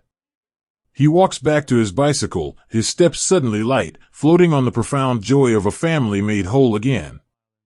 As the day turns to evening, the quiet hometowns begin to softly glow. The sky turns a deep, bruised purple, and the stars begin to slowly reveal themselves. Inside the houses, the radios are still humming, reading out the news of the long, incredible day on the beaches. But the frenetic, terrifying energy of the morning has settled into a deep, exhausted quiet. Let us return to Martha's house. The wooden chair still sits in the hallway, but she is no longer in it. She is in the living room, sitting in a worn, fabric armchair. The telephone on the wall remains silent, keeping its secrets for another night. Martha has a wooden knitting basket at her feet. In her hands, she holds a pair of smooth, wooden needles and a thick skein of soft, gray wool. She is knitting a sweater. It is a slow, rhythmic, repetitive motion. The soft click-clack of the needles is incredibly soothing. With every stitch, she is weaving a silent prayer. With every loop of the wool, she is wrapping her boy in warmth, creating something soft and protective to counter the hard, cold edges of the world. She does not know where he is sleeping tonight. She does not know if he is resting in the sand, or beneath a hedgerow, or swaying on a ship. But she knows that he knows she is waiting. Before she goes upstairs to bed, Martha walks over to the front door. She flips a small, brass switch on the wall. Outside, a single, yellow bulb flickers to life on the porch ceiling. It casts a warm, inviting pool of light down the front steps and onto the dark sidewalk. All down the street, on almost every house, the porch lights are on. They are small, glowing beacons burning in the dark. They are silent messages sent out into the night, reaching across the miles, across the dark waters of the Atlantic. They say, "We are here. We are waiting." The light is on, and the door is unlocked whenever you are ready to walk through it. Let the image of those warm, yellow porch lights fill your mind now. Think of the quiet resilience of the people sitting in the armchairs, the soft clicking of the knitting needles, the gentle relief of a telegram bringing good news. The hardest day is over. The waiting continues, but it is a softer, quieter waiting now. The world has taken a long, deep breath and is finally settling down to rest. You can rest your own mind now. Let go of the heavy weights of your own day. Just like the quiet, sleeping houses on that tree-lined street, you are safe and you are sheltered. Listen to the slow, steady rhythm of your own breathing. Let it match the soft ticking of a hall clock, the gentle hum of the evening. The telephone is silent. The world is peaceful. There is nothing left to worry about tonight. Wrap yourself in the warmth of the dark. Drift away into the soft, quiet comfort of sleep, knowing the light is on, and all is wonderfully, perfectly well. Look up at the pale, silver glow spilling through the rustling leaves, and know that it is the very same light watching over the people you love. The long, exhausting day has finally surrendered entirely to the night. The sky over the French countryside has deepened into an endless, velvety expanse of indigo, vast and perfectly clear. And there, hanging quietly above the ancient oak trees and the sloping roofs of the stone farmhouses, is the moon. It is a full, luminous pearl, casting a soft, milky light over the sleeping world. It feels, to the boys resting on the ground below, like a borrowed moon. It is the same moon that reflects off the quiet lakes of Minnesota, the same moon that casts long shadows across the wide, empty plains of Texas, the same moon that peers through the bedroom windows of the homes they left behind. Looking up at it, they do not feel so terribly far away. It is a familiar face in a strange land, a gentle, glowing tether that connects this quiet night in Normandy to everything they hold dear. Let us walk softly through an old apple orchard. The air is remarkably cool now, settling into the damp, earthy chill that always accompanies the deep night. The ground is soft, carpeted with thick, sweet-smelling grass and the fallen, delicate petals of the spring blossoms. Here, nestled between the thick, gnarled roots of an ancient apple tree, a young soldier named William is preparing for sleep. He does not have a mattress, or a soft pillow, or the heavy cotton quilts he is used to. He has only the earth, and a single, standard-issue wool blanket. He sits on the ground, his heavy boots unlaced to let his aching feet finally breathe. He unfolds the blanket. It is a muted shade of olive green, rough and scratchy to the touch. It smells of the canvas supply tents in England, of the salty sea air of the Channel, and of the deep, unmistakable scent of rain. It is a humble, heavy thing, but tonight, it is everything.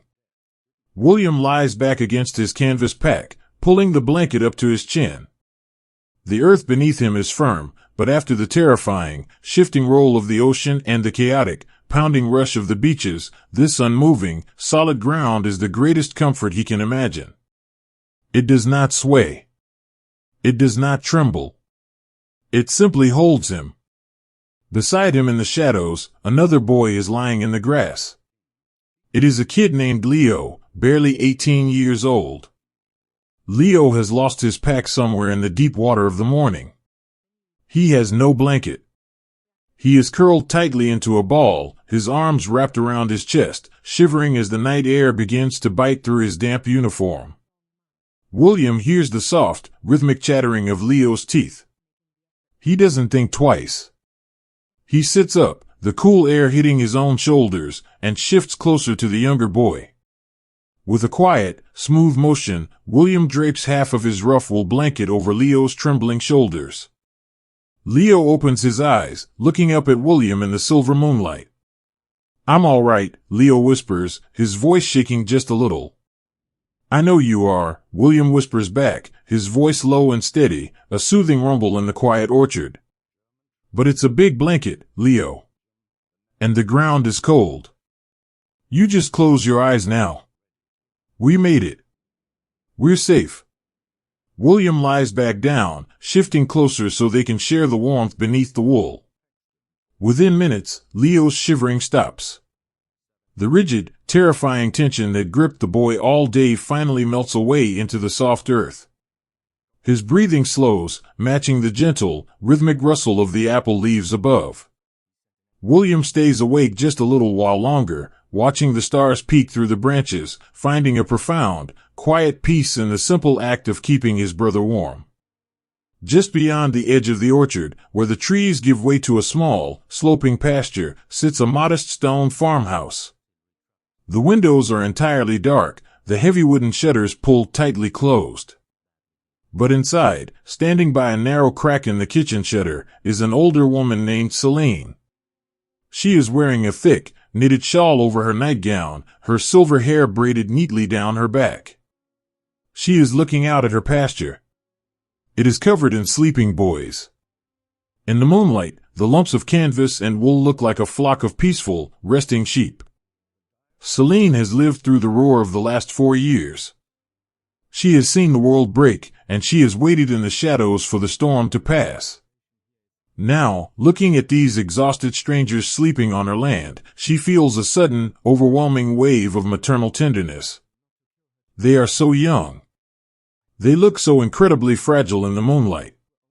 She turns away from the window and walks softly across the stone floor of her kitchen.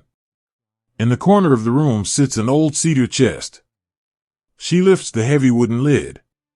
The scent of lavender and dried cedar fills the air. She reaches deep inside and pulls out a massive, beautifully crafted quilt. It is a patchwork of deep reds, soft blues, and faded yellows, hand-stitched by her own mother decades ago. It is the warmest, most precious thing she owns. Celine unlatches her back door. It opens with the faintest creak. She steps out into the cool night air, the wet grass brushing against her ankles. She moves like a quiet shadow among the sleeping men. She stops beside a soldier who is lying on his back, his arm thrown over his eyes, shivering in his thin jacket. With a gentle, practiced motion, Celine unfolds the heavy patchwork quilt. She drapes it carefully over the sleeping boy, making sure the edges are tucked warmly around his shoulders. The boy stirs, just for a moment. He feels the sudden, heavy warmth, the incredible softness of the cotton, and the faint, sweet scent of lavender. He doesn't wake entirely. He simply lets out a long, contented sigh, his face relaxing into a peaceful, boyish expression. He thinks, in his half-sleep, that he is back in his own bed, and that his own mother has just come in to check on him. Celine stands over him for a moment, her hands clasped tightly together. She whispers a silent, deeply felt blessing into the night air. A blessing for his safety, for his courage, and for a safe return to the mother who must be missing him so terribly. She turns and walks softly back to her quiet kitchen, leaving a piece of her own heart wrapped around a stranger in the dark. There is a breathtaking beauty in these quiet, moonlit acts of care. The sharing of a scratchy wool blanket, the offering of a treasured family quilt.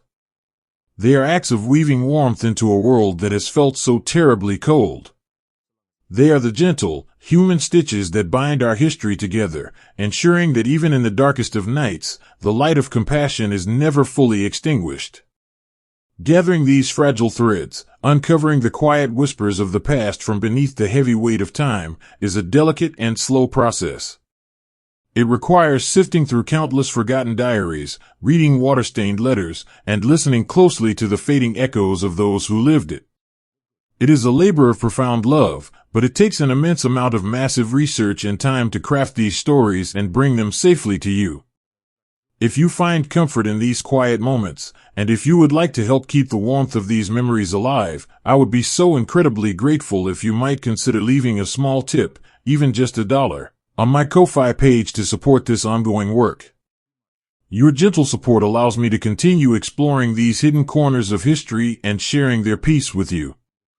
Please, to keep yourself safe, only use the secure link I've placed in the description below. If you try to search for this on the internet, the top results are unfortunately often fake websites designed to scam you, and I want to make sure you are protected. Thank you, truly, for wrapping this history in your own care and attention tonight. Let us return now to the quiet glow of the borrowed moon. On the edge of the pasture, leaning against a low, crumbling stone wall, a young medic named Arthur is sitting awake. It is his turn to keep the watch. He sits with his knees pulled up to his chest, a thick wool blanket wrapped tightly around his shoulders like a cape. The world around him is completely silent, save for the rhythmic, soothing sound of 50 men breathing in deep, exhausted sleep. Arthur does not mind the watch. He finds a strange, beautiful peace in the quiet solitude of the night. He reaches into the breast pocket of his uniform, his fingers bypassing the small metal tins of bandages and the glass vials of iodine. He pulls out a small, worn photograph. He holds it up, tilting it slightly to catch the pale silver light of the moon. It is a picture of a young woman standing by a wooden fence, holding a small, sleeping dog in her arms. She is smiling, a bright, radiant smile that seems to push the darkness entirely away. Arthur traces the outline of her face with his thumb. He looks at the photograph, and then he looks up at the full, glowing moon. He knows that right now, back home, it is just beginning to get dark. He imagines his wife walking out onto that same wooden porch, leaning against the railing, and looking up at the sky. He imagines the moonlight catching the silver of her wedding band. "I'm looking at it, Clara," he whispers into the cool air, his voice barely a breath. "I'm looking right at it." He feels a profound, almost physical connection to her in that moment. The moon is a mirror, reflecting his quiet, steadfast love across the vast, rolling ocean. He knows that as long as they are sharing the same sky, as long as they are bathed in the same gentle light, they are never truly apart. The distance is just geography. The love is absolute, unmoving, and entirely safe. He carefully places the photograph back into his pocket, resting it right over his heart. He pulls the wool blanket a little tighter around his shoulders, leaning his head back against the cool, ancient stone of the wall. He closes his eyes, just for a moment, letting the deep, rhythmic breathing of the sleeping camp wash over him like a soothing tide. The night is reaching its deepest, quietest hour. The crickets have slowed their song to a gentle, lazy pulse. The wind has died down entirely, leaving the leaves of the apple trees perfectly still. The boys beneath the blankets, beneath the heavy patchwork quilts, and beneath the velvet sky are dreaming. They do not dream of the loud noises or the cold water. They dream of the familiar, comforting things. They dream of the smell of hot coffee in the morning, the sound of a screen door gently closing, the warm, golden light of their own living rooms, and the soft voices of the people they love most in the world. The borrowed moon watches over them all, a silent, benevolent guardian holding the world safely in its pale, silver glow. You, too, are resting under that same sky. The long day is behind you. The hard work is done. You have carried what you needed to carry, and now it is time to lay those burdens down on the soft earth. Feel the warmth of your own blanket. Feel the solid, comforting support of your bed beneath you. There is no need to worry about tomorrow. There is no need to hold on to the echoes of today. The world is sleeping. The apple orchards are perfectly quiet. The heavy, peaceful blanket of the night has been draped gently over your shoulders. Listen to the slow, steady rhythm of your own breath. Let it become as calm, as deep, as the breathing of the boys resting safely in the grass. Inhale the quiet peace of the night. Exhale the lingering dust of the day. You are safe. You are surrounded by a quiet, protective calm. Let the silver light of the moon wash away any remaining tension. Drift away now, sinking deeper and deeper into the soft, welcoming dark. Rest perfectly. Sleep deeply. All is well, and all is quiet. Feel the soft, cool dampness of the morning dew settling on the fragile white blossoms as the weary world finally allows itself to weep. The sanctuary of the trees. We have walked through the crashing waves, across the shifting sands, and navigated the deep, green tunnels of the ancient hedgerows. Now, let us step into a place of profound, fragrant stillness. We are entering the great apple orchards of Normandy. Here, the air is entirely different. The heavy, metallic scents of the long day have been completely swallowed by the sweet, bruised perfume of the earth and the delicate, honeyed fragrance of apple blossoms. The trees here are old, their thick, twisting trunks covered in soft, silver-green moss. Their branches reach out like protective arms, weaving together to form a beautiful, leafy canopy that filters the pale light of the sky into gentle, dappled pools on the soft grass below. This orchard is a sanctuary. It is a quiet, sheltered room built by nature, offering a profound sense of safety to the exhausted boys who now wander into its embrace. For the last 24 hours, these young men have held their breath. They have locked their fears away in tiny, dark boxes within their minds, replacing their natural anxieties with a rigid, necessary courage. They had to be made of iron to cross the dark water. They had to be made of stone to climb the steep dunes. But here, beneath the quiet, rustling leaves of the apple trees, the iron begins to soften. The stone begins to crack. The overwhelming, crushing weight of survival finally catches up to the human heart. The breaking of the dam. Let us sit quietly near the edge of the orchard, where the tall, sweet grass meets the gnarled roots of a massive, ancient tree. Resting against the rough bark is a young soldier named Thomas. He is 19 years old, from a bustling, noisy neighborhood in Philadelphia. Throughout the terrifying crossing, throughout the chaotic landing, Thomas was the anchor for his friends. He was the one who offered the steady smiles, the calm words, and the reassuring hand on the shoulder. He held the terrifying world at bay for everyone else. But now, he is entirely alone. He sits with his knees pulled tightly to his chest, his heavy steel helmet resting upside down in the grass beside him. The orchard is completely silent, save for the gentle humming of a solitary honeybee moving lazily between the white blossoms. A gentle breeze sweeps through the canopy, and a single, tiny white petal falls softly through the air, landing perfectly on Thomas's dusty, scratched hand. He stares at that delicate little petal. It is so fragile. It is so impossibly beautiful and ordinary. And in that one, quiet moment, looking at the pure white blossom against his bruised skin, the great, heavy dam inside his chest finally breaks. Thomas closes his eyes, and the tears begin to fall. He does not sob. He does not cry out. It is a completely silent, trembling release. The tears track through the pale dust on his cheeks, washing away the dirt, washing away the stoic mask he has worn for days. He cries for the terrifying noise of the morning. He cries for the profound, overwhelming relief of simply drawing another breath. He cries because the soft grass beneath him smells exactly like the park where he used to play baseball with his brothers. These are not tears of defeat. They are the beautiful, necessary tears of a soul returning to its body.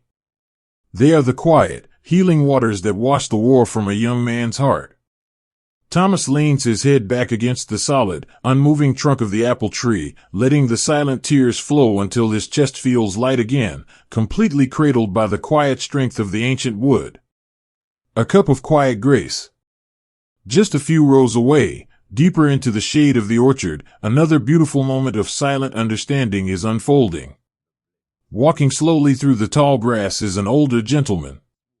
He is Monsieur Laurent, the farmer who has tended these trees his entire life. He wears a faded blue work shirt and heavy, leather suspenders. His face is deeply lined, a map of countless sunny harvests and harsh, freezing winters. In his calloused hands, he carries a simple, wooden pitcher and a small, tin cup. Monsieur Laurent knows what it means to be a soldier. Decades ago, in another life, he wore a uniform and stood in muddy trenches. He knows the hollow, echoing stare of a boy who has seen too much. He knows the heavy, suffocating silence that follows the thunder. He spots a young paratrooper sitting alone on an overturned wooden crate. The boy is staring blankly at the ground, his shoulders slumped, completely lost in the dark maze of his own thoughts. His hands are trembling so badly he cannot keep them still in his lap. Monsieur Laurent approaches with slow, deliberate steps, making sure his boots rustle softly in the grass so he does not startle the boy. He does not speak a word of English. He does not ask the boy what he has seen. Instead, he stops beside the crate. He pours a small measure of fresh, cool apple cider from the wooden pitcher into the tin cup. He kneels down in the soft dirt, groaning slightly, as his old joints protest, and holds the cup out to the young man. The paratrooper looks up. His eyes are red and brimming with unshed tears. He looks at the worn, kind face of the old farmer, and then at the cup. He reaches out with trembling fingers and takes it. As the boy drinks the sweet, cool cider, Monsieur Laurent reaches out his heavy, warm hand and places it firmly over the boy's shaking shoulder.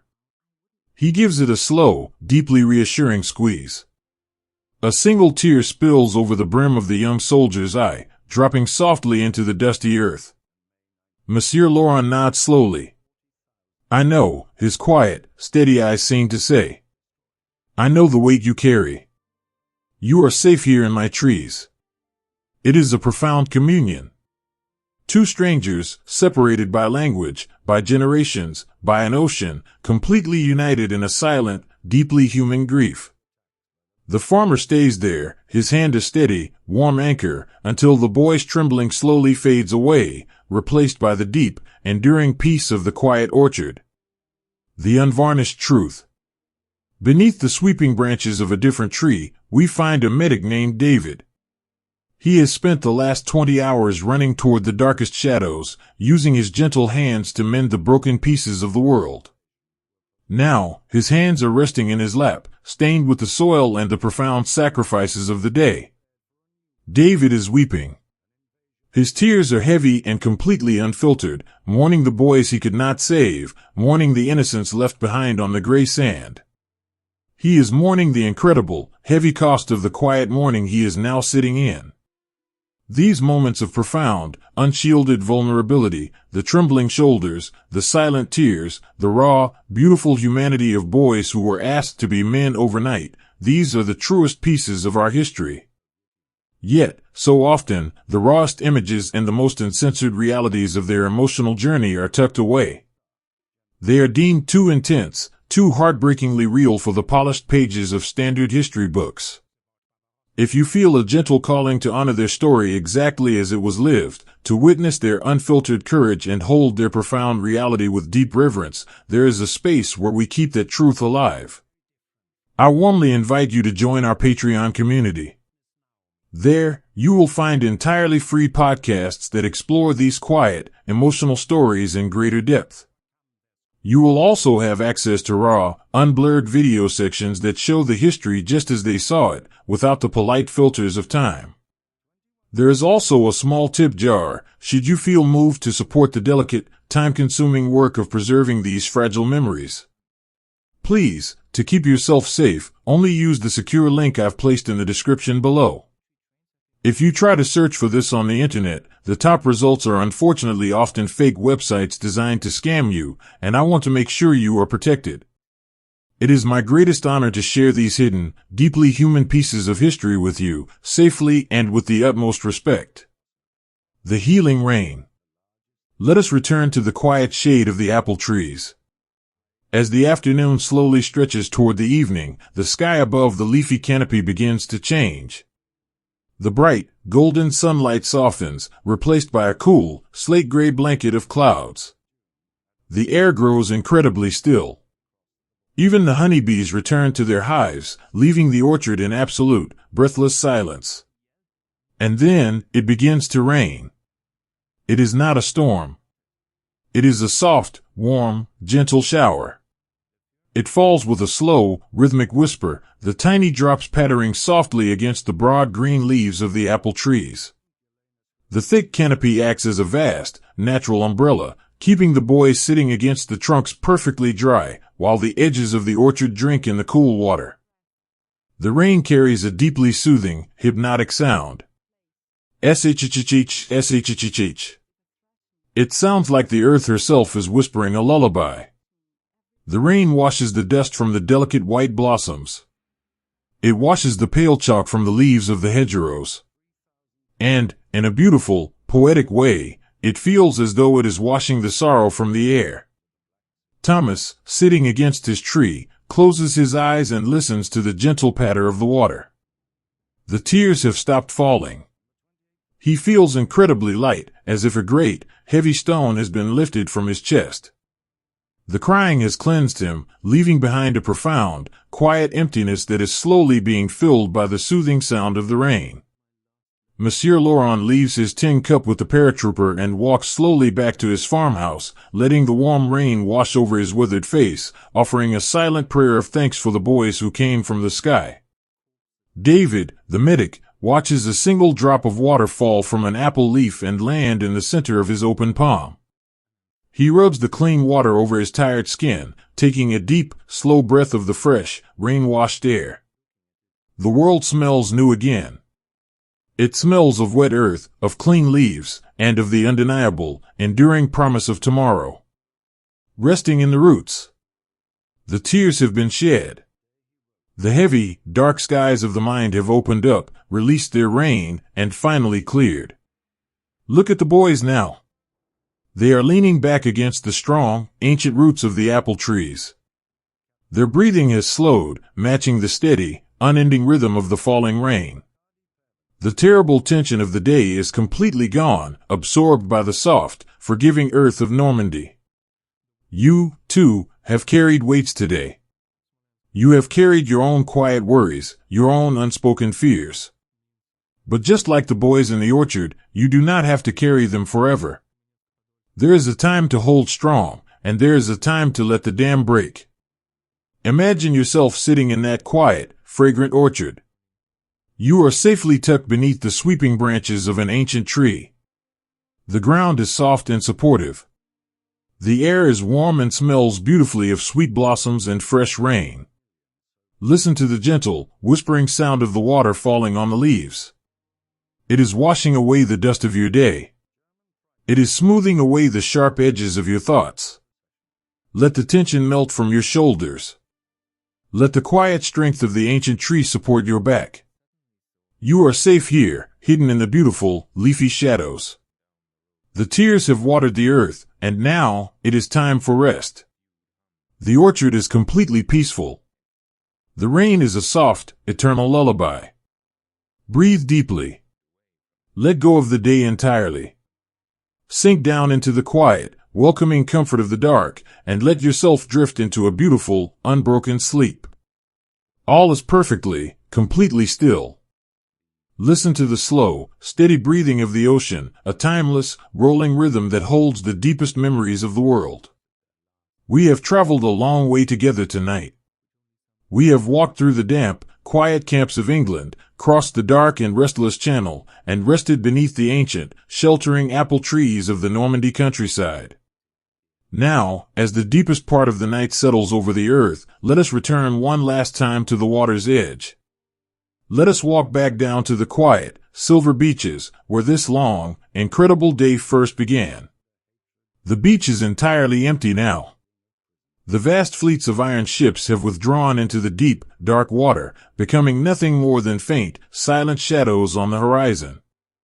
The great, roaring noise of the morning has been completely swallowed by the vastness of the sky. In its place, there is only the gentle, eternal lullaby of the tide. The ocean is slowly coming back in. With every soft, rhythmic wave that laps against the shore, the water reaches a little higher, a little further up the sloping sand. The water is cool and dark, shimmering with the brilliant, white reflection of the moon. It washes over the deep, chaotic footprints left behind by thousands of heavy canvas boots. It smooths away the deep grooves left by the iron ramps. It is a slow, patient, beautiful erasure. The sea is cleaning the canvas of the coast, restoring the beach to a pristine, peaceful smoothness. Let us walk barefoot along the edge of the surf. The wet sand is incredibly soft beneath our feet, yielding and cool. The air smells purely of salt, of clean water, and of the vast, open horizon. Sitting alone on the remnants of a low, wooden sea wall is a young soldier named Henry. He has slipped away from his sleeping camp just to be near the water. Henry is a boy from a tiny, windswept fishing village on the rocky coast of Maine. Before he ever put on a heavy green uniform, he spent his life on the deck of his grandfather's wooden fishing boat. He knows the ocean. He knows its moods, its tempers, and its profound, quiet mercies. Henry takes off his heavy, leather boots and his thick wool socks. He rolls up the damp cuffs of his trousers and steps down onto the soft sand. He walks forward until the freezing, foaming surf washes over his tired, aching feet. He does not flinch at the cold. He closes his eyes and takes a long, slow breath of the sea air. To Henry, the ocean is not a barrier. It is not the terrifying, chaotic force it was this morning. It is a familiar friend. He reaches deep into the pocket of his jacket and pulls out a tiny, smooth object. It is a piece of sea glass. It is a pale, frosted green, perfectly rounded by years of tumbling in the Atlantic surf. He found it on his own beach back home, the day before he left for the army. He has carried it in his pocket through the training camps, across the ocean, and onto this foreign shore. It has been his touchstone, a smooth, physical piece of his home that he could rub between his thumb and forefinger whenever the world grew too loud. Henry looks at the piece of sea glass resting in his open palm. It glows softly in the moonlight. Then, with a gentle, underhand toss, he throws the glass out into the dark water of the English Channel. It lands with a tiny, almost invisible splash. It is a quiet offering. It is a beautiful, deeply personal trade. Henry is leaving a small piece of his own shore here on the coast of France, trusting the ocean to keep his memory safe. He watches the waves roll over the spot where the glass disappeared. He feels a profound sense of closure, a quiet understanding that the sea connects all shores, all homes, and all hearts. Thousands of miles away, on the very same night, the very same ocean is brushing against the sandy shores of America. Let us cross that dark, rolling water, moving faster than the wind, until we reach a quiet, wooden porch in Henry's hometown. Sitting in a woven rocking chair is Henry's mother, Evelyn. She is wearing a thick, knitted cardigan to ward off the chill of the coastal night. She cannot sleep. The radio in her parlor has been murmuring the news of the invasion all day, filling her small house with a terrifying, restless energy. But out here, on the porch, looking out at the dark, vast expanse of the Atlantic, she finds a strange, anchoring peace. Evelyn listens to the deep, resonant crash of the waves against her own beach. She knows, with the deep, quiet intuition of a mother, that this is the very same water that touches the coast of France. The ocean is not separating her from her boy, it is a massive, liquid bridge holding them both. In her lap, resting beneath her folded hands, is the last letter she received from Henry. It arrived weeks ago, but she has read it so many times that the creases are worn soft and thin. He did not write about the impending invasion. He wrote about the seagulls in England, noting that they sounded exactly the same as the gulls back in Maine. He wrote about the salt in the air, and how it made him miss her clam chowder. Evelyn touches the paper in the dark. She listens to the water. She closes her eyes and sends a silent, powerful prayer out over the waves. She asks the ocean to be gentle with her son. She asks the tide to carry her love to him, a quiet, invisible current of warmth cutting through the cold sea. The ocean answers with a slow, steady rush of water against the sand, a deeply soothing sound that finally allows her tired shoulders to drop and her weary eyes to close. There is so much hidden beneath the surface of the water, just as there is so much hidden beneath the surface of this history. We see the grand movements, the roaring ships, and the sweeping maps. But the true story is found in the quiet depths.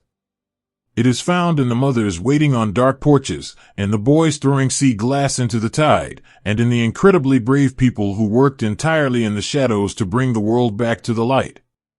These hidden, profound layers of history, the quiet operations that took place out of sight and shaped the very outcome of the war, are stories of breathtaking, unvarnished courage. If you are drawn to these secret depths, if you find comfort in understanding the delicate, unseen threads that held the world together, I have a beautiful gift to share with you. I warmly invite you to join our free email newsletter community. When you join, I will send you a complimentary copy of our ebook, The Shadow War, 5 Top Secret Operations That Shaped World War II. Every week, we will take a soothing deep dive into these forgotten, shadowed corners of the past. Please, to keep yourself safe, only use the secure link I've placed in the description below. If you try to search for this on the internet, the top results are unfortunately often fake websites designed to scam you, and I want to make sure you are protected. It is my deepest joy to explore these hidden histories with you, safely and peacefully. Let us return to the quiet, moonlit beach in Normandy. Henry has walked back to the dunes, his footprints already washed away by the incoming tide. But the beach does not remain empty for long. Walking slowly down a narrow, sandy path from the village above is an old man named Claude. He wears a heavy wool coat over his pajamas, and he leans heavily on a carved wooden walking stick. For 4 long, agonizing years, Claude was forbidden from walking on this beach. The sand was blocked by heavy wire and dark shadows. The ocean, his lifelong neighbor, was kept away from him. Tonight, the wire has been pushed aside. The beach is his once again. Claude walks with slow, shuffling steps until he reaches the very edge of the water. He looks out at the dark, open horizon. He breathes in the clean, salt air, filling his lungs with a freedom he thought he might never taste again. Tears gather in the deep wrinkles around his eyes, shining like tiny stars in the moonlight. From the deep pocket of his wool coat, Claude pulls out a single, pristine white rose. He cut it from his own garden just moments ago. It is a fragile, beautiful thing, glowing against the dark fabric of his coat. He does not toss the rose as Henry tossed the glass. Claude kneels down in the wet sand, his old joints aching, and gently places the white rose onto the surface of a retreating wave. He watches as the water catches the delicate petals. The rose bobs softly on the surface, caught in the gentle pull of the tide, and begins to drift out toward the deep water. It is a silent, beautiful thank you. It is an offering of pure grace from a liberated heart, sent out to honor the boys who came from the sea, and to bless the boys who will forever remain in its embrace. The sea accepts the flower, carrying it away into the silver light, a tiny, floating testament to the profound gratitude of a broken world finally allowed to heal. The sea will always remember. It absorbs our fears, it carries our hopes, and it washes our deepest wounds clean. The ocean that roared with terrifying fury in the morning is now whispering a gentle, eternal lullaby to the sleeping earth. Look at this beach now. Think of the soft, smooth sand, completely washed clean of the day's heavy burdens. Because of the boys who crossed the dark water, because of the mothers who waited on the porches, and because of the quiet heroes who worked in the shadows, this beach is no longer a place of fear. If you were to walk on this very sand today, under the bright, warm sun, you would not hear the thunder of history. You would hear the joyful, ringing laughter of children building sandcastles. You would see brightly colored umbrellas and families resting peacefully on soft blankets. You would see people simply enjoying the warm breeze and the beautiful, rolling waves. That ordinary, beautiful, unremarkable peace is the greatest monument ever built. It is the very thing they fought for. They crossed the ocean so that the world could simply go to the beach again. They endured the darkest night so that we could have the privilege of a sunny, quiet afternoon. As you lie there now, in the safety and comfort of your own room, let the soothing, rhythmic sound of the ocean fill your mind. Imagine the water slowly rushing up the sand, washing away the footprints of your own day. Imagine the tide pulling back, carrying away your worries, your stress, and your quiet fears. The ocean is vast, and it is endlessly forgiving. It breathes in, and it breathes out. Take a slow, deep breath with the water. Inhale the cool, peaceful air of the night. Exhale the heavy, tired weight of the day. You do not need to hold on to anything anymore. The sea has taken it all. The world is safe. The white rose is drifting peacefully on the tide. The sea glass is resting quietly on the ocean floor. The long, historic day is entirely over, and it has left behind nothing but a profound, enduring peace. Let yourself sink deeply into that peace. Let the gentle rocking of the waves carry you away from the waking world. Wrap the soft, velvety darkness around your shoulders like a warm blanket. You are perfectly safe. You are surrounded by the quiet, protective echoes of the past. Rest your eyes. Let your breathing slow. Drift away now, deeper and deeper into the calm, quiet embrace of the night. Sleep beautifully, and sleep well. All is perfectly, completely still.